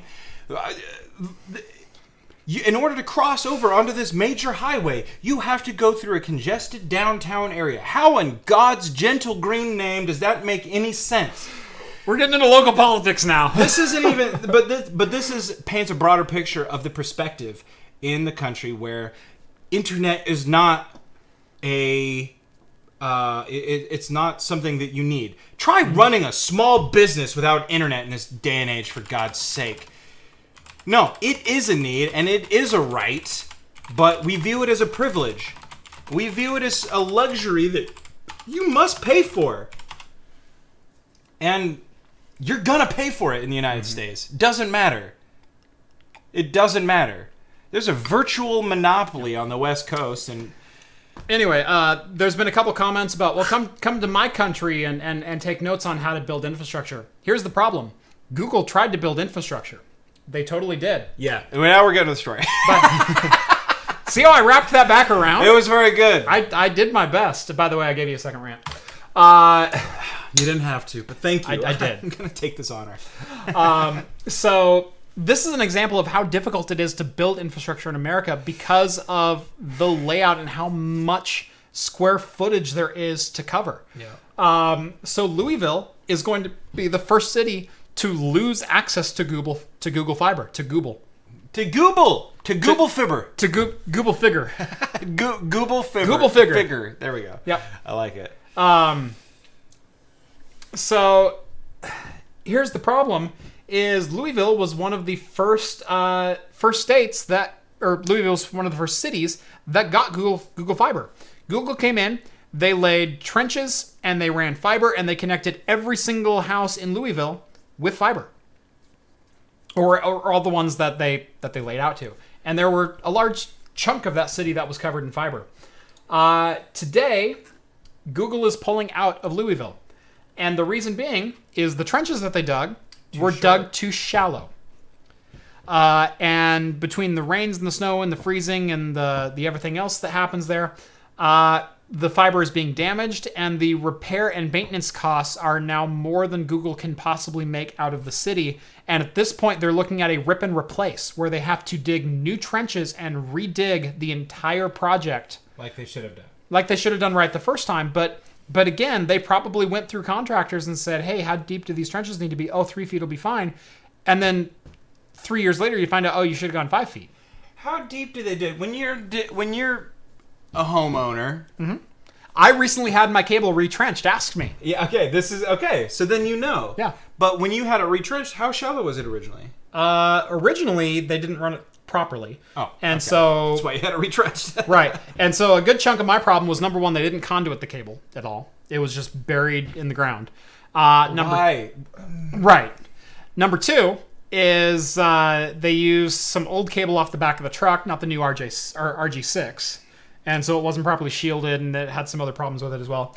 And number three, it was only 12 inches below the surface. It was only a foot down. Now, the new cable is buried 2 inches down inside, or 2 feet down inside a conduit. It's a step in the right direction. Step in the right direction. Oh, by the way, I'm getting fiber. What? I'm getting fiber. How? Yeah. So my local... What? I can't go into too much detail, but I'm getting gig fiber. Yep. What the hell? Terminated to my house. Yep. Gig From fiber. your ISP. Yep. Not from my ISP, from a new ISP, from another ISP. Well, I'll talk off air. But yeah, I'm getting gig fiber. I am so excited. My ISP's answer to doing fiber was like, no, we're not going to do fiber, but here's gig cable speeds. No, there's a fiber carrier that their headquarters is actually not far from me, and they started after watching our episode of Talking Heads, where we was like, what does it take to start an ISP, and why aren't we? No, I've lived in this house for 9 years now, and I literally contact them every 3 months and say, hey, can I have fiber yet? Hey, can I have fiber yet? When I moved in, they were only doing business fiber. They were running to surrounding areas. They were running down to Keizer. They were running to Mount Angel. They were running the business connections to those areas. Well, they started doing some education lines, and then there were a couple new developments. So they ran a couple housing developments for fiber, and on the outskirts of where I live. And then and so I contacted him, like, you're doing these residential rollouts. There's my turn. There's a guy that's 3 blocks from you who could totally use fiber. And they said, well, we're kind of looking at layout, and basically the answer was, well, we'll never see a return for it. We'll run it to you, but we'll never ever see a return. And I'll say, I'll give you like $2,000 to run me fiber line. I'll crowdfund this thing if I have to. And the answer was always, no. Well, literally a week and a half ago, I got a flyer on my door that said, hey, good news, we're running fiber to your neighborhood. Oh, I was the second caller. Who called first is what I want. Someone beat me to it because I was at work. So I was going to say, yeah, somebody who's like sitting at home like, oh, I can get fiber. What is fiber? Yeah. Johnny, what's fiber? What's fiber? I hear I need this fiber thing. They're going to bring me my Metamucil tablets.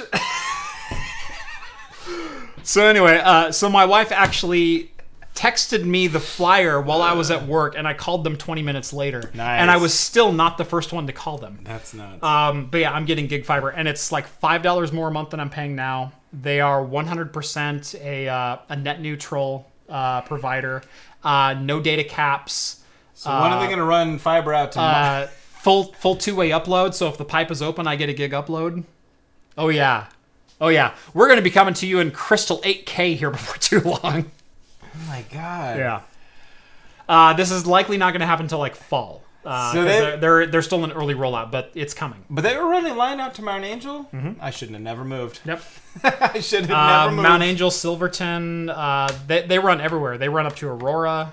They run into Woodburn. They run a bunch of different places. Well, when they run Keizer, Salem. Whoa! Not South Salem. South Salem, you're CenturyLink? Or are you on Comcast? No, I've got Comcast. You're on Thank Comcast. God. Yep. I wouldn't have internet if I had to go with CenturyLink. I barely want to have internet with Comcast. I would have Verizon if I had to have CenturyLink. Yeah. Oh, no. They're better. Yeah, no, I know. That's why I said it.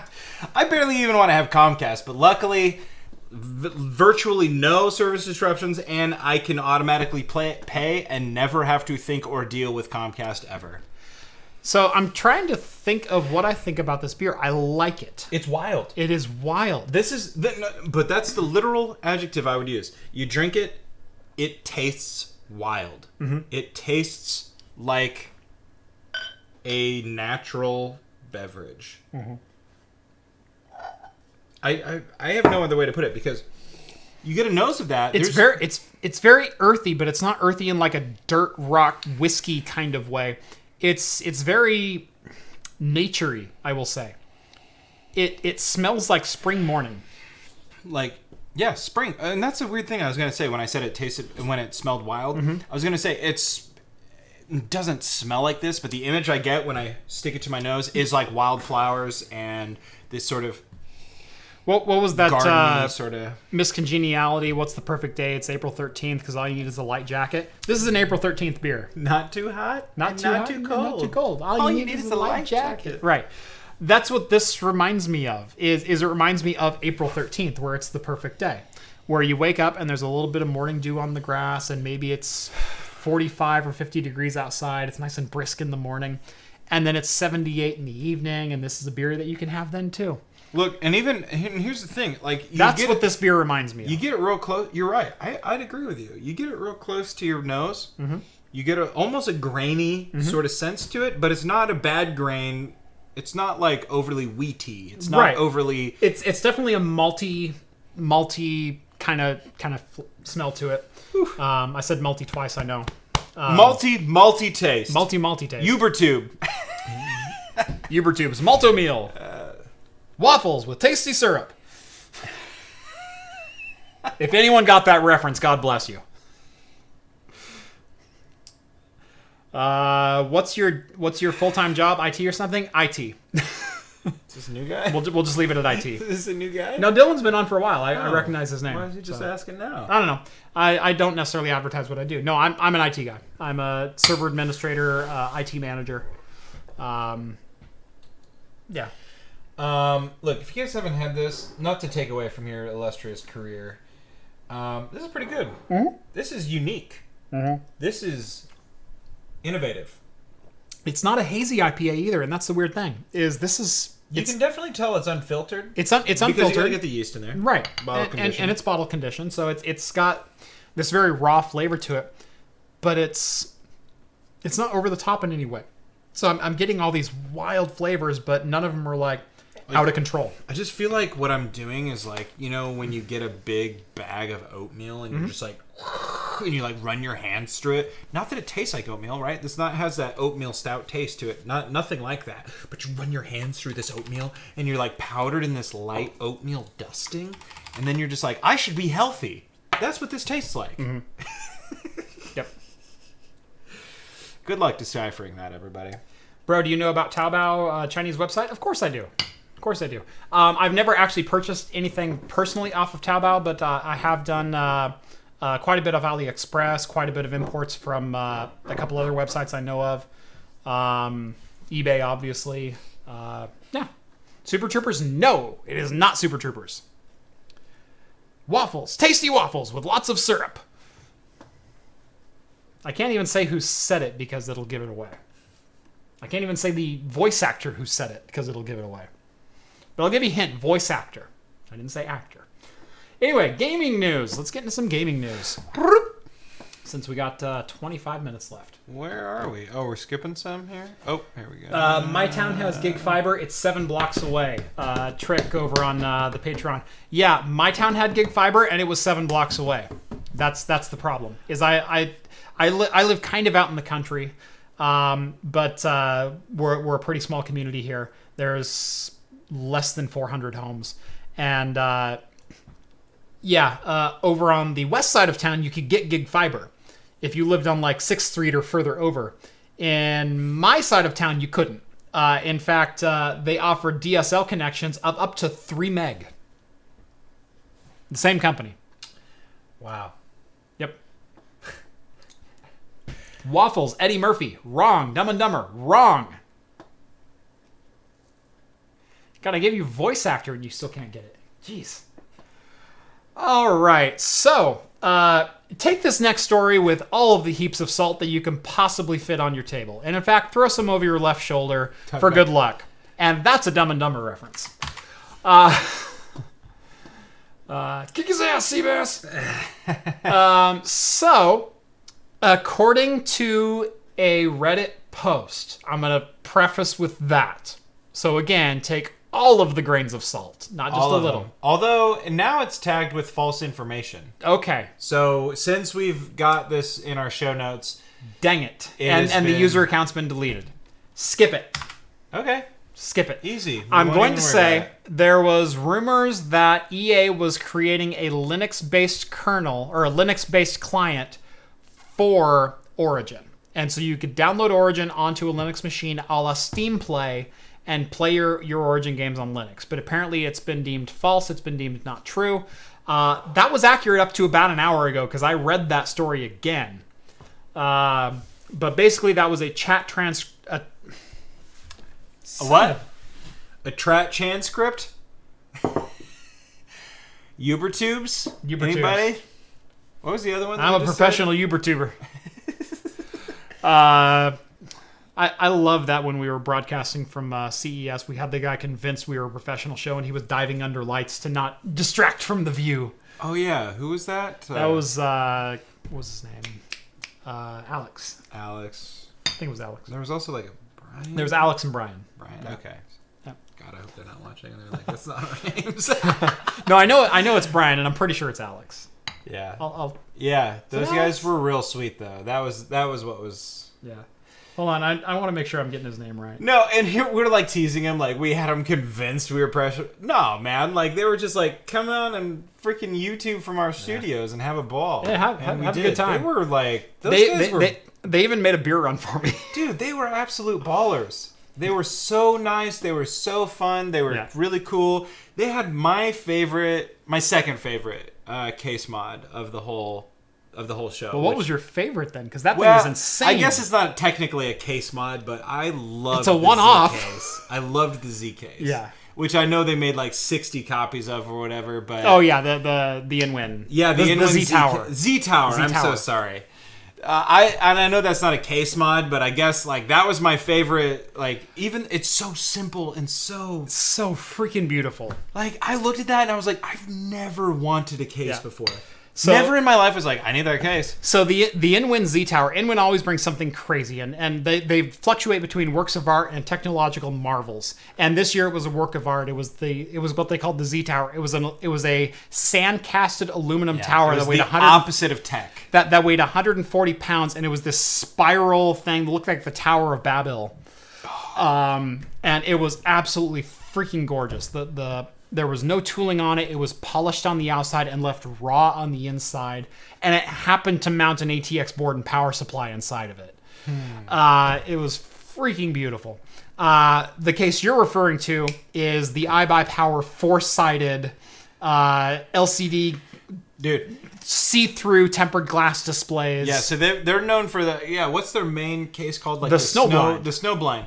So this was the first time I had ever seen a Snowblind, and I was impressed as hell by it. Mm-hmm. But then this guy built this case, just ingenious the way he put it together. But it rotates, and it has 4 like Snowblind LCD panels on the side of it, all showing contiguous images. So those are the LCD panels. So the case is like super super bright on the inside. Yeah. And it's an LCD panel that you can see through to the internals. Yeah. And so they had animations running on the tempered glass panels essentially. Yeah. And so this thing was crazy. So it had, I believe, an RTX 2080 and a GTX 1070 inside of it. And what's crazy, the whole case rotated.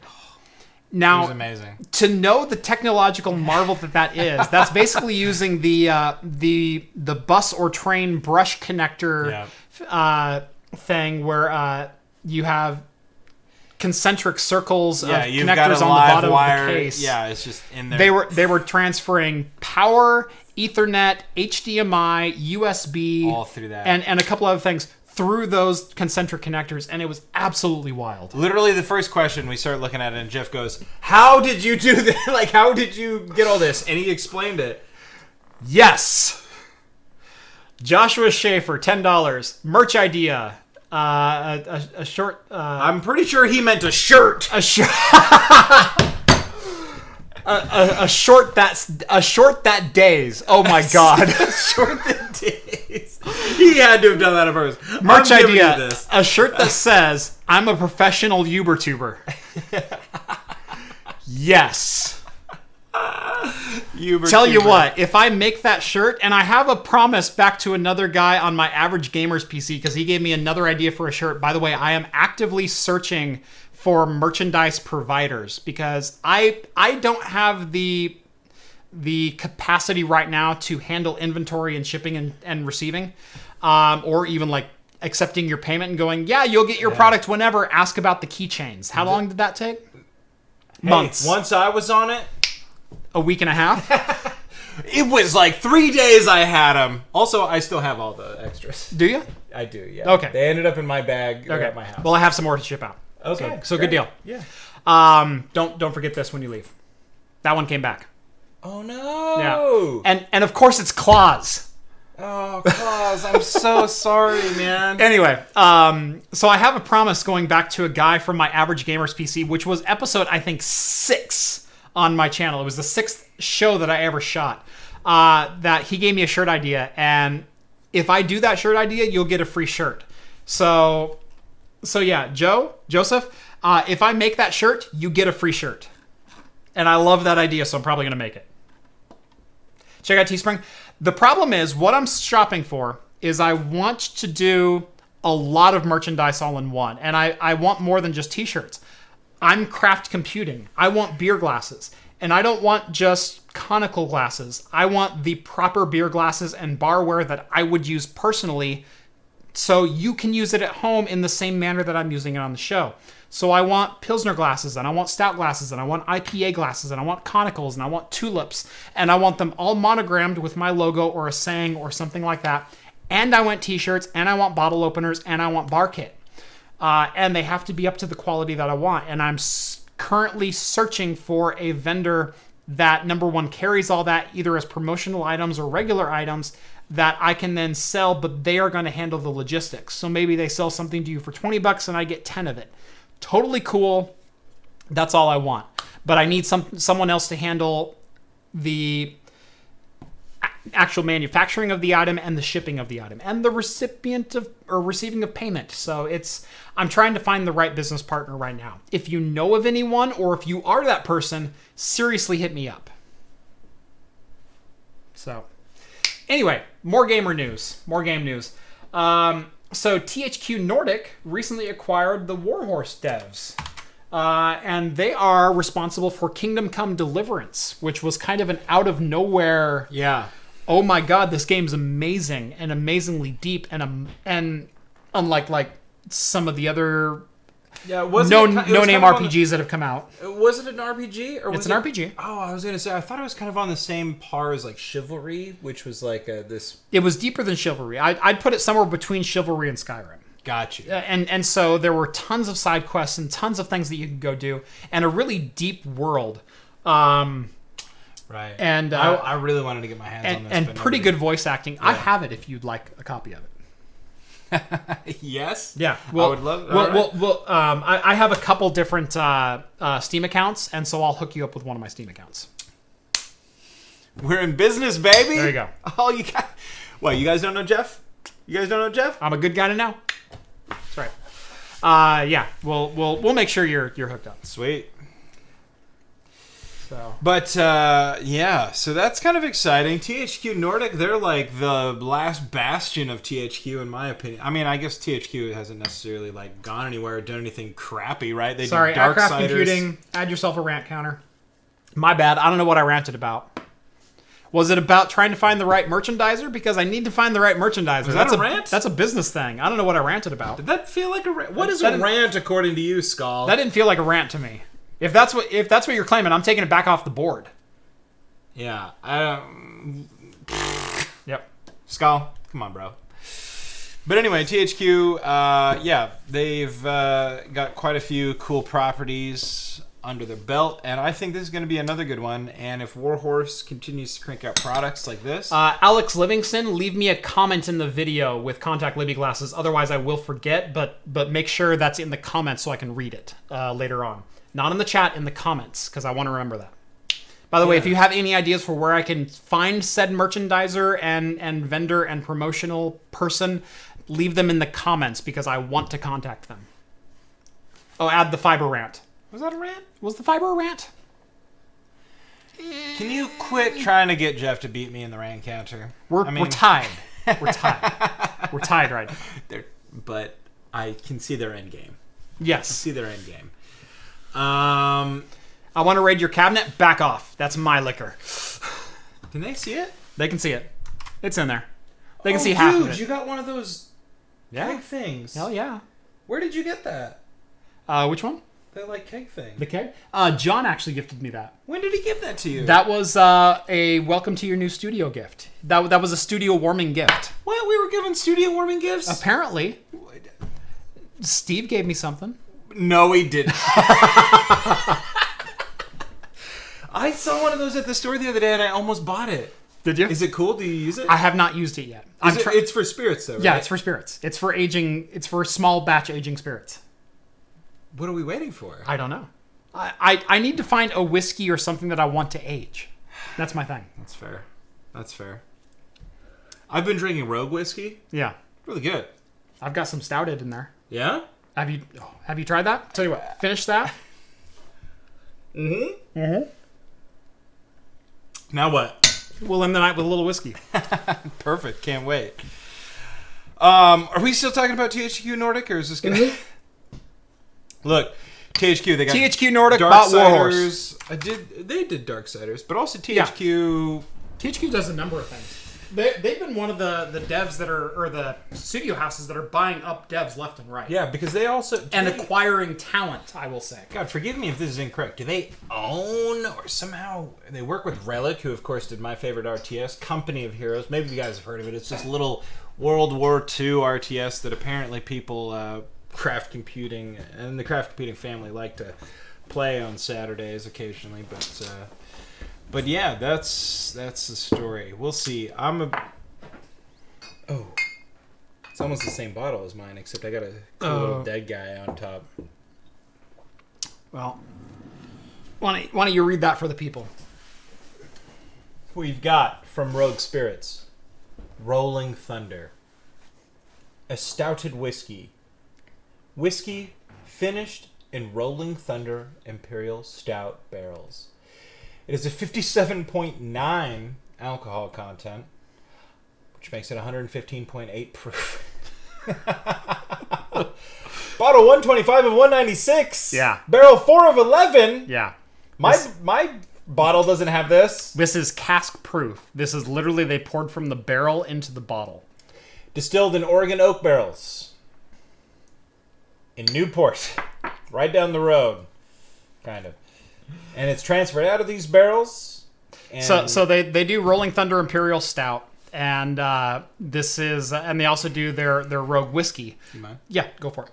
There you go. So this is their Rogue Dead Guy whiskey, aged in Rolling Thunder Imperial Stout barrels, and this is cask strength whiskey. There you go. Thank you, sir. And unfortunately, I don't have any Glencairn, so we can't do any smelling notes on it. Those are downstairs because I had whiskey last night. Oh, yeah. That is bold. So good. That is rich, luxurious, bold. It's velvety on the This on is the getting the nose. hot towel treatment at the barbershop. Yes. It's exactly what. Homeworld. THQ Nordic did Homeworld. Oh, Homeworld is a great MFing RTS game. Yep. Recently remastered and re-released. Yep. Available on Good Old Games? Maybe. I think it's on Good Old Games. I thought it was on GOG. So anyway, remember, this is 115 proof, so little sips. Trust me, you don't need to teach me how to drink whiskey, Jeff. I'm just making sure. John, I do. That is a cowboy whiskey. Mm-hmm. Yes, it is. That is good. That is good. Where did you buy this? I bought this at the Rogue Distillery. See, I go out there to Rogue Farms, and all they got is their main dead guy whiskey or whatever it is. Yeah, no, I bought this at the distillery. So that bottle was $80. There's a reason I haven't got it. Yeah. Because that's as much as like a 15-year-old Scotch almost. Yeah. No, you can get 12-year Scotch for cheaper than that. I got the Glenlivet 15-year. Oh, yeah. It's almost the exact same price. Yep. I haven't had the 15. I've had the Glenlivet 12. I've got the 15 in the French oak barrels or whatever it is.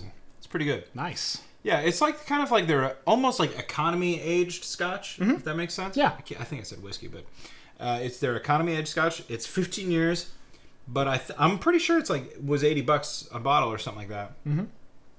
And that is rich. But this, honestly, I gotta say, this is a little bit more complex than that. Yes, it is. Like with the Scotch, you always get that more like peaty, Yep. And like whatever that like medicinal like sort of flavor is almost. You get that like a lot of people always compare it to like that smell of like when you open a new first aid kit for the first time, because the way that they make Scotch actually creates chemical that they use to preserve Band-Aids and things like that. Which don't let it put you off acquired taste, which I have acquired. It's that barbicide smell. Yeah, exactly. Whatever they do to Scotch creates that chemical. Yep. And it is in your Scotch. Yep. And it makes it delicious. Yep, it does. It totally does. But no, this is like a fine bourbon, but it's a heavy bourbon. So it is. There's a vanilla that's right on the tip of your tongue. I'm getting a lot of vanilla. There's a vanilla that hits you right at the tip, but as soon as it's in your mouth, it vanishes. The first scent you get is like fresh baked chocolate chip cookies. Yes, and that's that vanilla punch right into the nose kisser here. Mm-hmm. But like I said, the smell, the only thing I can attribute the smell to is it smells velvety. That's a good way of putting it. It's smooth. Now at 115 proof, 116 proof, you get a little bit of burn. There's some burn, but I love the burn. Yo, me too. It's like now I will say I crapped on the blackened whiskey last week with John, the Metallica whiskey. That had a burn to it, but it was a very unpleasant burn. It was burn just for the sake of being on fire. This has flavor within the burn, which you get with a lot of high proof whiskeys and scotches. Yeah. And this has depth to it. Even as the burn is going down, you're still getting new flavors. Yeah. Yeah. Yeah. I honestly feel like I'm Arthur Morgan from Red Dead Redemption 2 drinking some delicious whiskey, but I don't think they can make this back then. I just don't think they knew how. Lenny! Al! Lenny! You know, that was the mission that I played when I was I love that mission. I played that mission and I was like, oh, this is one of the best games I've ever played. Yeah. Like I was saying, like when up until that moment, I was like, wow, this game is better than I thought. Everything about it was better than I thought. And then I played that Lenny mission and I was like, oh, it is. Yep. All right. Yeah. So Mars sucks, and let's not go there. Okay. You don't have to tell me twice. That's right. So, this is a funny story. This has been all over the internet, too. Yeah. So, Mars One, which was offering a one-way trip to Mars, is now dead. To the shock of no one. Yeah. Again, this is what's mind-blowing, and almost all the stories that we've not broken, we haven't broken any stories, but the stories that we've reiterated when I'm here, I always think to myself, I didn't go to school to tell people this, but I could have told them that this was dumb. Yeah. I don't have an MBA. I'm not qualified to tell you where to put your money or how to put your money. But I can tell you that this was dumb. And of course they went out. 100 people made the shortlist out of 200,000 applicants to take a one-way trip to Mars. Yep. How much did this cost? Does it say in the story? The estimated cost was going to be somewhere about $6 billion, but that was also counting on investors and media partners. Right, because, oh my God. Remember, because this was going to be a reality show. This is, oh my God, this story broke. Dude, they had to have come up with it. When did they come up with this? 2014? Okay, never mind. I was gonna say I thought this broke when I was in high school, but it didn't. This No. broke way later. I remember reading this, and now we have the ultimate parallel, right? Because they wanted this to be like, you know, Real Housewives of Mars or whatever, right? They wanted it to be this real reality TV show. Have you seen the Fired Fest documentaries? No. Oh, this is Mars Fire Fest. Oh, the Fire Fest. edition. Yes. Yeah, Sorry. Okay. No. I thought you said the Fired Fest, and I was picturing some Donald Trump reality show that wasn't. You're the fired. Yeah.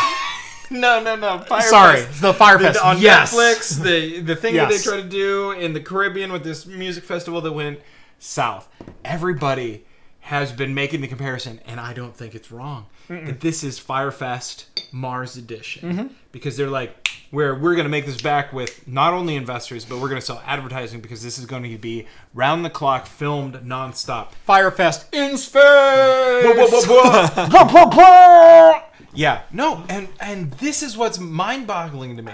You get 200,000 applicants, including, hey, CBS News, right? Or no, CBC, Canadian Broadcasting Company. Yep. 8,000 Canadians. Hey, That's right. shout out to our 8,000 Canadian brothers that have applied for a one-way trip to Mars. North America sucks. Just kidding.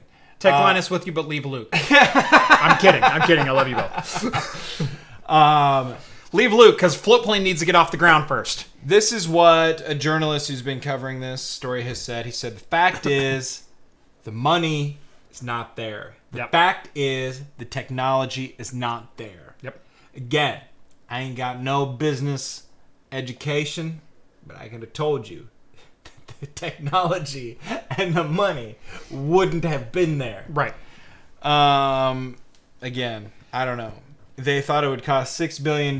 They planned to raise the money, like you said, through sponsorships, corporate partnerships, Social and media, broadcast broadcast media. Yeah, exactly. Could you imagine the hype that you would get if you got all of those Instagram influencers that hyped Fire and they just posted like a black square and it was like, yo, Mars, or something stupid? I don't know. Yeah. People would have lost their minds. But the fact of the matter is we can't send people there because it's freaking dangerous. So hold on. I read a comment and I have to stop. Skull, debating sending some scotch to Oregon. Skull. My brother. Kapla. You know what you got to do. Kapla. Yeah. Kapla. That's the wrong thing to say, but I'm going to say it anyways. Look, send some scotch. Send some scotch. We'll drink it. But wait to make it here 4 weeks from now. So, I am... Are you taking Floatplane to Mars? That's an idea. At least it'll get off the ground. No offense to Floatplane. I want to join Floatplane, and I cannot wait until there's another platform that I can post videos to, that I can interact with an audience with, etc. That's why I want Floatplane off the ground. So Someday. I can get off of the YouTube copyright strike crap. We're almost there. Hello from Germany. Hello. Hello. Hello, Adrian. Wichets? Weichets?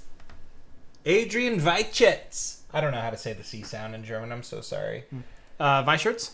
Weishirts. That's pretty good. I'd say Weishirts. I believe. Dylan, Craft Computing, can I send you a computer part? Sure, P.O. Box in the description below. I don't guarantee that I will use it on the show, but if I can use it, I will certainly use it on the show. If he can't use it on the show, I'll use it on the show. Skull, trying to figure out how to order it and deliver it without shipping it to myself and likely showing up damaged. Yeah, that's always the trick, huh? My P.O. Box can accept packages from any carrier, and they are an authorized signer on my behalf. So they would be able to sign for alcoholic purchases. So, yes. Do you go through the USPS, or do you have like a third-party box? No, I have a third-party box. I have a UPS box. Legit.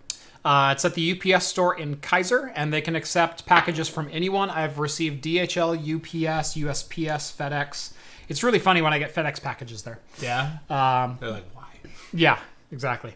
I receive from anyone, and they are authorized signers on my behalf. So you can literally send from any carrier from anywhere in the world to my P.O. Box, and I'll get it. Mr. Whiteshirts told me that it's a Polish name. Ah. All right, fair enough. So we both got it wrong. See, I'm always like, when people are like, hey, I'm from Germany, I'm like, look, I'm not. He says I don't know how to pronounce it myself. Oh, dang, dude. My last name's Awesome. Weisenfels, so That's right. that's German, sorry.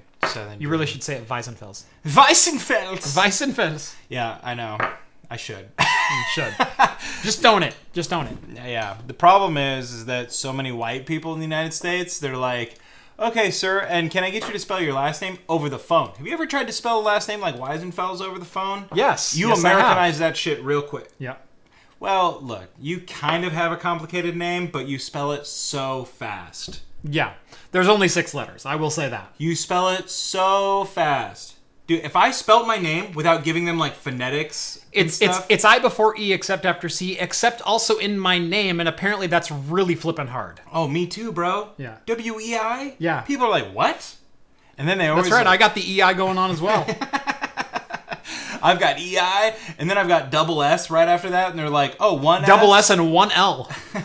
Dude, oh, I know. It's always opposite. Yeah. They're always like WIES, and then at the end they give me 2 L's. Yeah. Or maybe even a D at the very end sometimes. I'm like, where did you get that? Weisenfelds? Yeah, exactly. Yeah. So I got to go in, and every time over the phone, now I just do it phonetically. I'm like WEISS, like Sam, EN, like Nancy. Like, I just do it like that. That's the only way.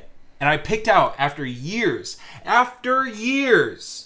of studying, I figured out the letters that are always confused, and now I just give phonetics on those. The rest, you're good to go. But Yep.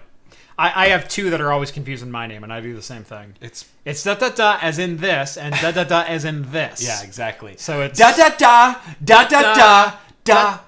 Oh, wait, You sorry. screwed it up. I was doing because we have You put the area code in codes. there. Okay, I got it's a couple extra digits. You give me your zip code? okay. It's like this: da da da da da da da. There you go. There you go. Sorry, I'm going for that 10-digit nonsense. I don't know whose idea that was, but oh my god, that's funny. Your number. Every time I do that, I always add the area code to it, and everybody calls me on it. Sorry. Anyway. So... Because I went da-da, and you threw an extra one in there. Yeah, I know. You screwed up How did you screw up the phone rhythm number joke? Yep. That's what I want to know. I did it. I did it. Sorry. He wrote the joke before area codes were mandatory. It's true. When he wrote that joke, I didn't have to dial an area code where I lived. Yeah. So, Yeah. go back 1 slide, I believe, or forward 1 slide. Forward. There you go. This is So- another sad one. Pour one out, only I don't want to waste this. There we go. So, speaking of Mars and why Mars sucks, is Mars has taken another life. NASA has officially closed the books on the Opportunity Mars rover. After 15 years into its 3-month voyage, the Mars rover is officially unrecoverable. So, Thanks in part. so Opportunity, to a dust storm. wherever you're at in that big red ball in the sky, cheers to you, buddy. Cheers. And thank you. And thank you. For the years of exploration and service. Thank you to the many engineers, scientists, programmers, whatever else goes into making a Mars rover. Thank you for making something that captivates our imaginations and helps propel us further into the future. That was deep. Now I guess I got to drink to it. So. Yeah, you got to. I'm very passionate about space exploration, and it is because of the exploration that we're able to do on our next door neighbor, Mars.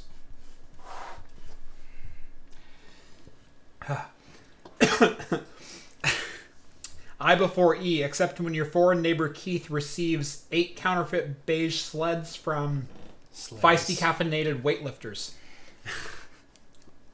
Slays, excuse me. Weird. Weird. Yeah. It's like one of my favorite, if you ever watch I Love Lucy, it has one of my favorite little bits in it too, where Ricky, he's a non-native English speaker, and he's learning to read, and he's reading to a kid or whatever, and he's like going through, you just got to look it up because I can't do it service. but every time he's doing an O-U-G-H word, like cough or bow or slew or Through. Thou. Any of these words. And he's like, every time he goes through one, he's like, what? What do you mean that's not how you say it? You say O-U-G-H, cough, right? No. And she's like, no, sorry. And he goes through and he's reading the story and she's just like, no, that's not how you say it. Now, what do the letters O-U say to you? If you had to... Okay, if I had to say it, I would say ow. Ow? Yeah. Okay. So, think of the word you. Y-O-U. Okay? Yeah. You could spell it Y-U. You could spell it Y-O-O. You could spell it I-O-U-G-H? Y-E-W. You could Yes, spell it... that is. Yeah, I was thinking about this yesterday because I'm teaching my daughter who's 6 years old to read. We're going through a lot of the English language right now and going through the phonetics and, well, it's this, except when it's this. And I thought, there are 12 different ways I could spell you And have it be that are incorrect. So here's what's weird. Y-O-O, Y-O. And I hate to take the show on another tangent, but I was listening to NPR the other day. And they're doing a story on how they spent all this money on a study to teach teachers how students correctly learn to read. Mm-hmm. Now, how did you learn to read? When you came to a word and you're reading in your first grade, second grade class, and you're like, you come to a word, what did your teacher say to you? Sound it out. Oh my God, me too. And I hope that your teacher said the same thing to you. Sound it out. This is the same thing I tell all my nieces and nephews. Sound it out. E-W-E. E-W-E. You. Yeah, that's a hard one, but that is another way to spell it. That's another accurate one. That's one that I didn't get. That's 13. And it doesn't end. That's the problem, right? Like, you could just have the letter U, you know? Mm-hmm. So we've learned, and I hope a lot of other people learn, and if you didn't, I'm sorry, but I'm not bashing on you. This is the system in general. Sound it out. Mm-hmm. You're trying to get U. You. It's not perfect, but it works. I'm looking at a word over here. Fractal. Right. Fractal. Almost follows all the conventions of language. Okay. Well, let's go design instead. We got fractal design. Yeah, this is a hard one. So, design. That's not a word that follows English protocol. No. Design. Right. But Designed? a reader Yeah. of a young age could look at that design, and the teacher could be like, design. The G is silent. And he would be like, oh, like sign. I get it. Or maybe he doesn't know sign yet. But the point is that a reader could be like, I get it. Silent G. Okay, moving on. Yeah. So I was listening to this NPR story where apparently teachers have been not teaching through sound it out. They've been teaching through context. So a student, first, second grade, learning to read, and they're going through and they come to a word that they don't know. And the teacher goes, well, try to figure it out. Like, what is this story about? And they look at the pictures. Mm-hmm. Let's say the word's barn, right? We're talking about Old MacDonald or something. And they blah, blah, blah, and they come to a word, and instead of being like, sound it out, barn. Mm-hmm. They're like, look at the context clues, and they're like, oh, it's farm. Oh, it's ranch. Oh, it's shed. Yeah. And the thing is, with the English language, that could totally make sense. Right. Exactly. And the thing is that the teacher goes, oh, okay, well, they said ranch, or they said shed, that's kind of the same as barn. Barn is a big shed. Yeah. So then these students are growing up with lifelong reading handicaps because they're not learning how the language works. Right. They're learning to read. Yeah. But they're not learning how... They're learning to read contextually instead of literally. Right. This is apparently such a big issue in the United States that they had to allocate a lot of money to figuring out how this works. And they're now having to teach teachers of our generation how to teach students to sound out letters. Doesn't that boggle you a little bit? Doesn't that boggle you? Like, yeah, you and I learned to read the same way. We're not that far apart in age. If we had become teachers, how would you teach a student how to read? The same way you... Oh, sorry. No, that's not what that says. Incorrect! It says barn, you uneducated twat. Other than savagely beating minors, I'd like to think that... Demonetized! This message is brought to you in satire, which is right. not real. Which is not real. We do not advocate beating children who cannot read. In fact, you should contact somebody who can help you teach your student how to read. That's right. There are plenty of other reasons to beat your children. The least of which is learning how to read. That's right. Do they act out? Are they annoying? Do they interrupt you when they shouldn't? Beat your child. No, just don't do that. Don't do that. Don't do that. Good Lord. But anyway, that's my weird thought for the week. This public service announcement has been brought to you by Craft Computing. Fueled by rogue spirits. No, just kidding. Don't beat your kids. Craft Computing, why ride the walrus? Ride the... That's a throwback. That's old school craft computing. That's old school game dev's quest. Ride the walrus, son. That it. Good times. Good times. Oh, no one knows what we're talking about right now, but Look, trust me, it's funny. it is a thing. It's a thing. Craft Computing, ride the walrus. That's my next T-shirt. That's T-shirt number 3. We're gonna make it happen. That's right. Did they set the cat on fire? Kid needs a beating. I agree. Oh, if your kid sets the cat on fire, first of all, you parented wrong. Second of all, the only way through this is to beat your kid. Well, no, I would say second way through this is to give the cat a set of matches and let him light the kid on fire. Worth a shot. Turnabout's fair play. Worth. That's a my shot. book. I've met a few Natural cats. consequences. I've met a few cats that would. Yeah, that's right. That's right. If your cat doesn't have a smoking problem, you don't have a real domesticated house cat. Okay? You've got... Full disclosure, I've spanked my daughter once and I still regretted it. So, I just want to get that out there in case you all had some serious questions about they're me. like, what is wrong with you guys? There's a lot of wrong with us, but we don't hit kids. That's right. As they say in Dorne, we don't hurt little girls in Dorne. Nope. Game of Thrones status for you. That's right.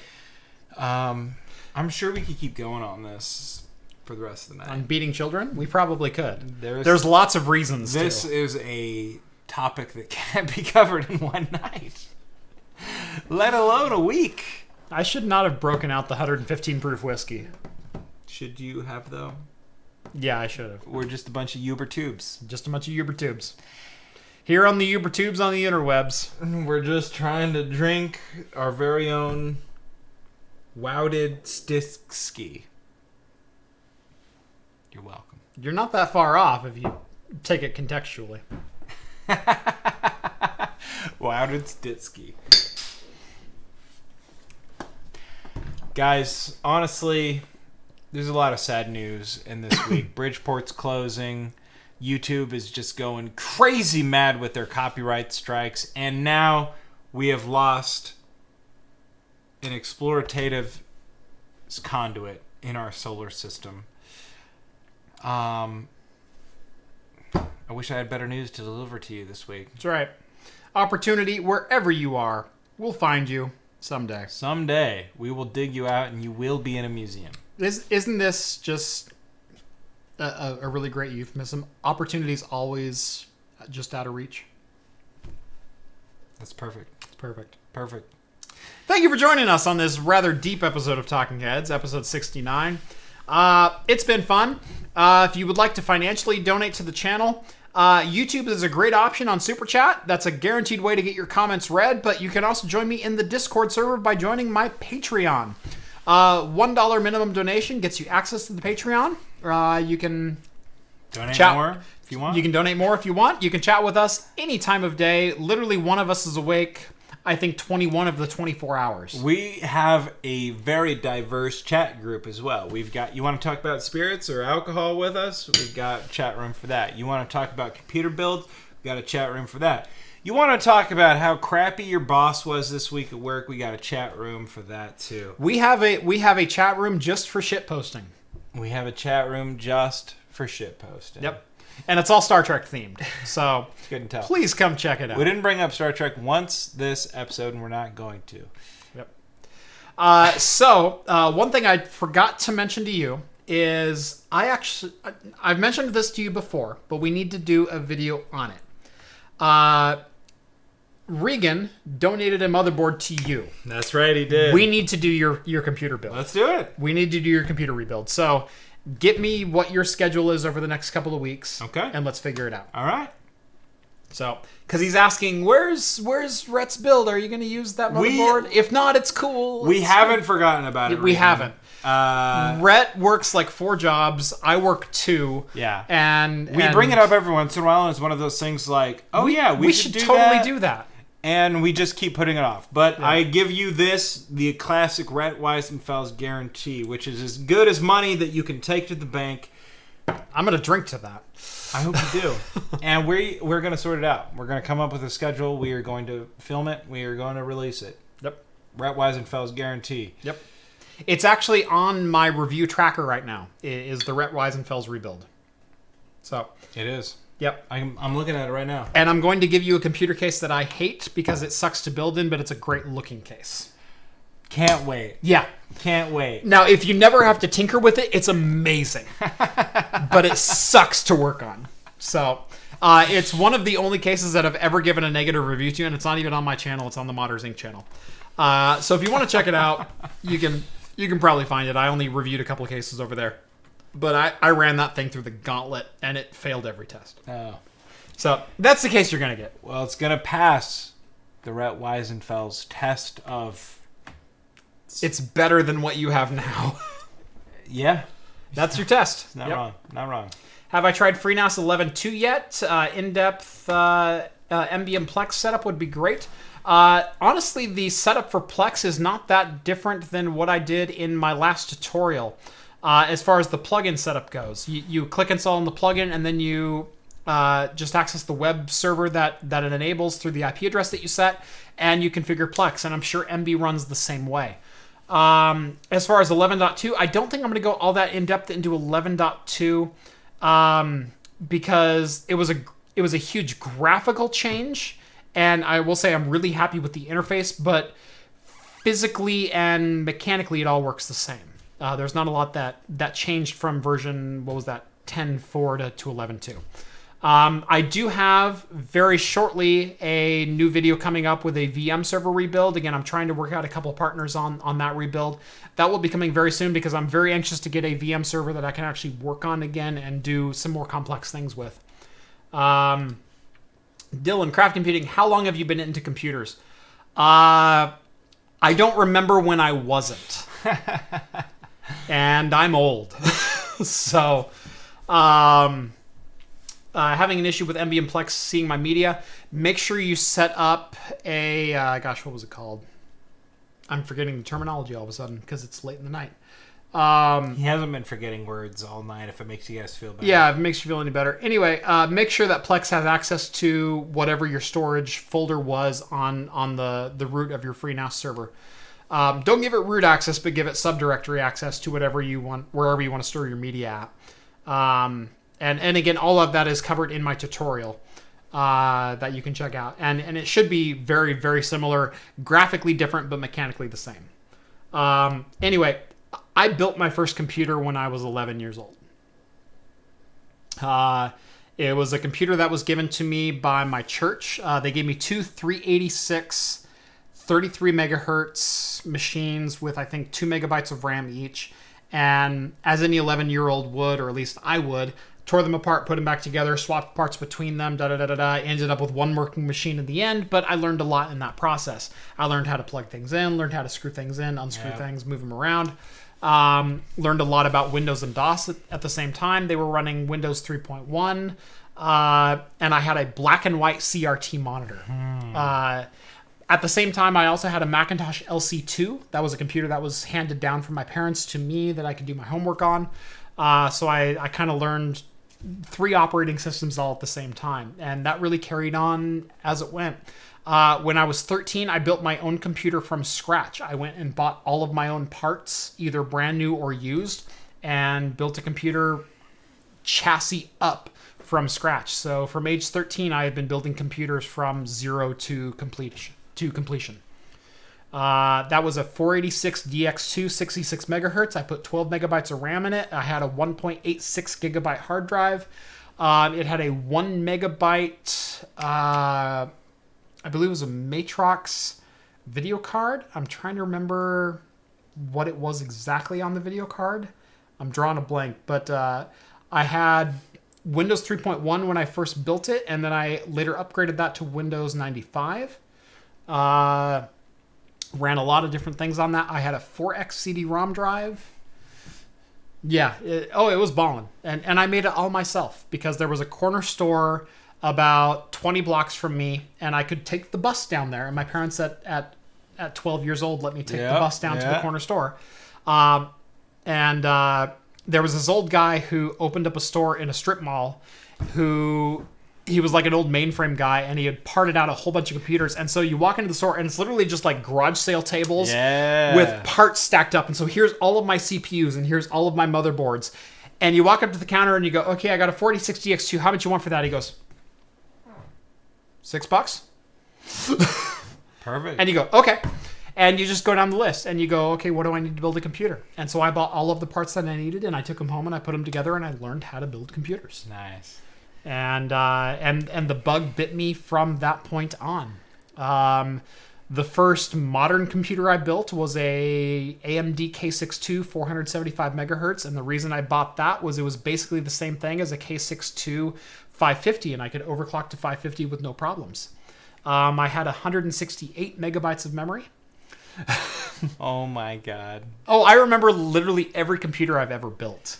Like, I can go down the list. My first real computer had a GeForce 3 with, and it was... oh, you're late to the game. Wow. Oh, I was really late. Yeah, I was very late. Honestly, it wasn't until I was in high school, which was by the time you were out of high school. So, not that you're that much older than me, but you were out of high school. But enough. Yeah, and I was just getting into computers, and I had a GeForce 3, and it was during the general RAM shortage, and I had to build my computer to use Rambus. Yep. Did you have all 4 Rambus sticks, or did you have to have the 2 daughter boards that were the RAM blockers? I had all 4 Rambus sticks. Okay, yeah. Impressive. Yeah. So you had at least 512. Yeah, I did. Yeah, actually, yeah. I had 760. I think for a short time they came in 64, but most of them came in 128. So if you had 4, you had 512. So I actually had 2. God, how did it come out? So I had 2 256 and 2 128. So you'd have 768 then. 768 is what I had. Yeah. Yep. I skipped Rambus. I went straight from PC 133 to DDR1. Yeah. Well, the problem. Yeah, Rambus sucked. Yes, it did. It was. Rich, if you're watching, Rambus sucked. I mean, it worked, but it was made upgrading my computer very difficult to do. Yes, it did. You could only buy them in pairs, and you had to have all 4 ports all 4 RAM slots populated. And if you only had 2 RAMs, it was only dual channel, but you had to have all 4 slots with something in them. Yep. And if you didn't have enough money to buy all 4 slots, you had to buy what were called port blockers or zero blockers. And they were literally 0 megabyte sticks that you would install to complete the circuit. When I had my computer, it had port blockers on it. Yep. And it was a treat when I could go, and I ended up buying, because originally it just had 256 megabytes of RAM in it, and then I upgraded to 760 or 768 or whatever it was. Yep. So it was way later in the game for some people, but that was when I got onto it. That was my first computer. Yep. Could play Quake 3. Yeah, I had an IBM Aptiva. That was a Pentium 166 with MMX. That was the computer I cut my teeth with StarCraft on. That was the first computer I had internet access in my room with, where I had a modem in it and everything else. And I had a modem a couple other times, but they never let me activate it and whatnot. But I would log into BBS servers all the time, unbeknownst to them. Yeah. But yeah, the 166 was the first one that went, okay, I think you're old enough. You can connect the phone to your computer now. Nice. And thanks, Mom and Dad. I've been doing that for 4 years, but thank you. Let's see. I had a 300 megahertz, another IBM machine. That was a Pentium 2. It was a Pentium 2 300. Then I went to the K62 475. Then I went to an AMD Radeon 800. I did have an original Athlon 1 gigahertz, Athlon XP. You were balling. I had a Pentium 3 1.43 gigahertz, which was the fastest Pentium 3 ever made. It was right before the Pentium 4 478 sockets came out. My computer when I was in college was great. It was an HP Pavilion desktop. I believe it was a 530 WM, which was a Walmart specific SKU. So they didn't have to compete with like Circuit City and Best Buy and everyone else. They could say, no, ours is completely different. Even though the chassis is the same and the motherboard's the same and the RAM is the same. No, it's a different serial number. Sorry, buddy. But it was a Celeron 2 gigahertz that I overclocked to 3.8. Dude, that's legit. Yeah, that's what you could do with those old 478 Celerons. 3.8. Those were amazingly overclockable. Oh my god! And if I keep going, I'm gonna have to talk for another year. We'll never stop. We'll never stop. So we appreciate it, guys. Thanks for tuning in with us for this long. It's been a blast. What's your age, Jeff and Rhett? I'm in my early 30s. I'm in my late 20s. Late 20s. Yeah, you're in your late 20s. I was going to try and say early 30s, but I was like, I can't also say that. I am about a month away from my mid 30s, I will say. In a month, I will have to be considered mid 30s. I'm so sorry. So, yeah. So sorry. Yep, there's some time between us. Yep. Just a little bit. Just a little bit. So, I will say mid 30s. I'll admit to that. So. Yep. Yeah, I had the 386s. I did have a 286 at one point. It was a 286 12 megahertz. Yeah. I had a Macintosh LC2. I had an Apple 2GS. I'm trying to think of what other machines I had. That's a long journey, and if I get into you had a lot of machines. Yeah, I did. So, anyway, thank you guys so much for joining us. We're, as usual, we're way over, but thank you all so much for watching episode 69 of Talking Heads. This has been a great one, even if we were off topic most of the time. Can't do without you guys. Can't do without you guys. Again, make sure to join the Patreon. Only $1 a month, minimum donation. I recently made a change. I do charge for every video, but you can set a max donation that you'd like. And minimum $1 per month gets you into that Discord server, gets you access to the chat, and the awesome community that is developed there. So please consider it. Make sure to watch the videos as they come out, because that totally helps out the channel. Join the notification squad. Click the bell. Did I just call them notification squad? I am so sorry. I can't believe you degenerated our viewers to the notification squad. I will say, if you mention PewDiePie in my comment section, you are insta-banned. I don't care. My comment section is not your advertisement platform. Anyway, I've covered that. Thank you all so much for watching. I'm going to leave because I'm rambling. See you guys. Peace.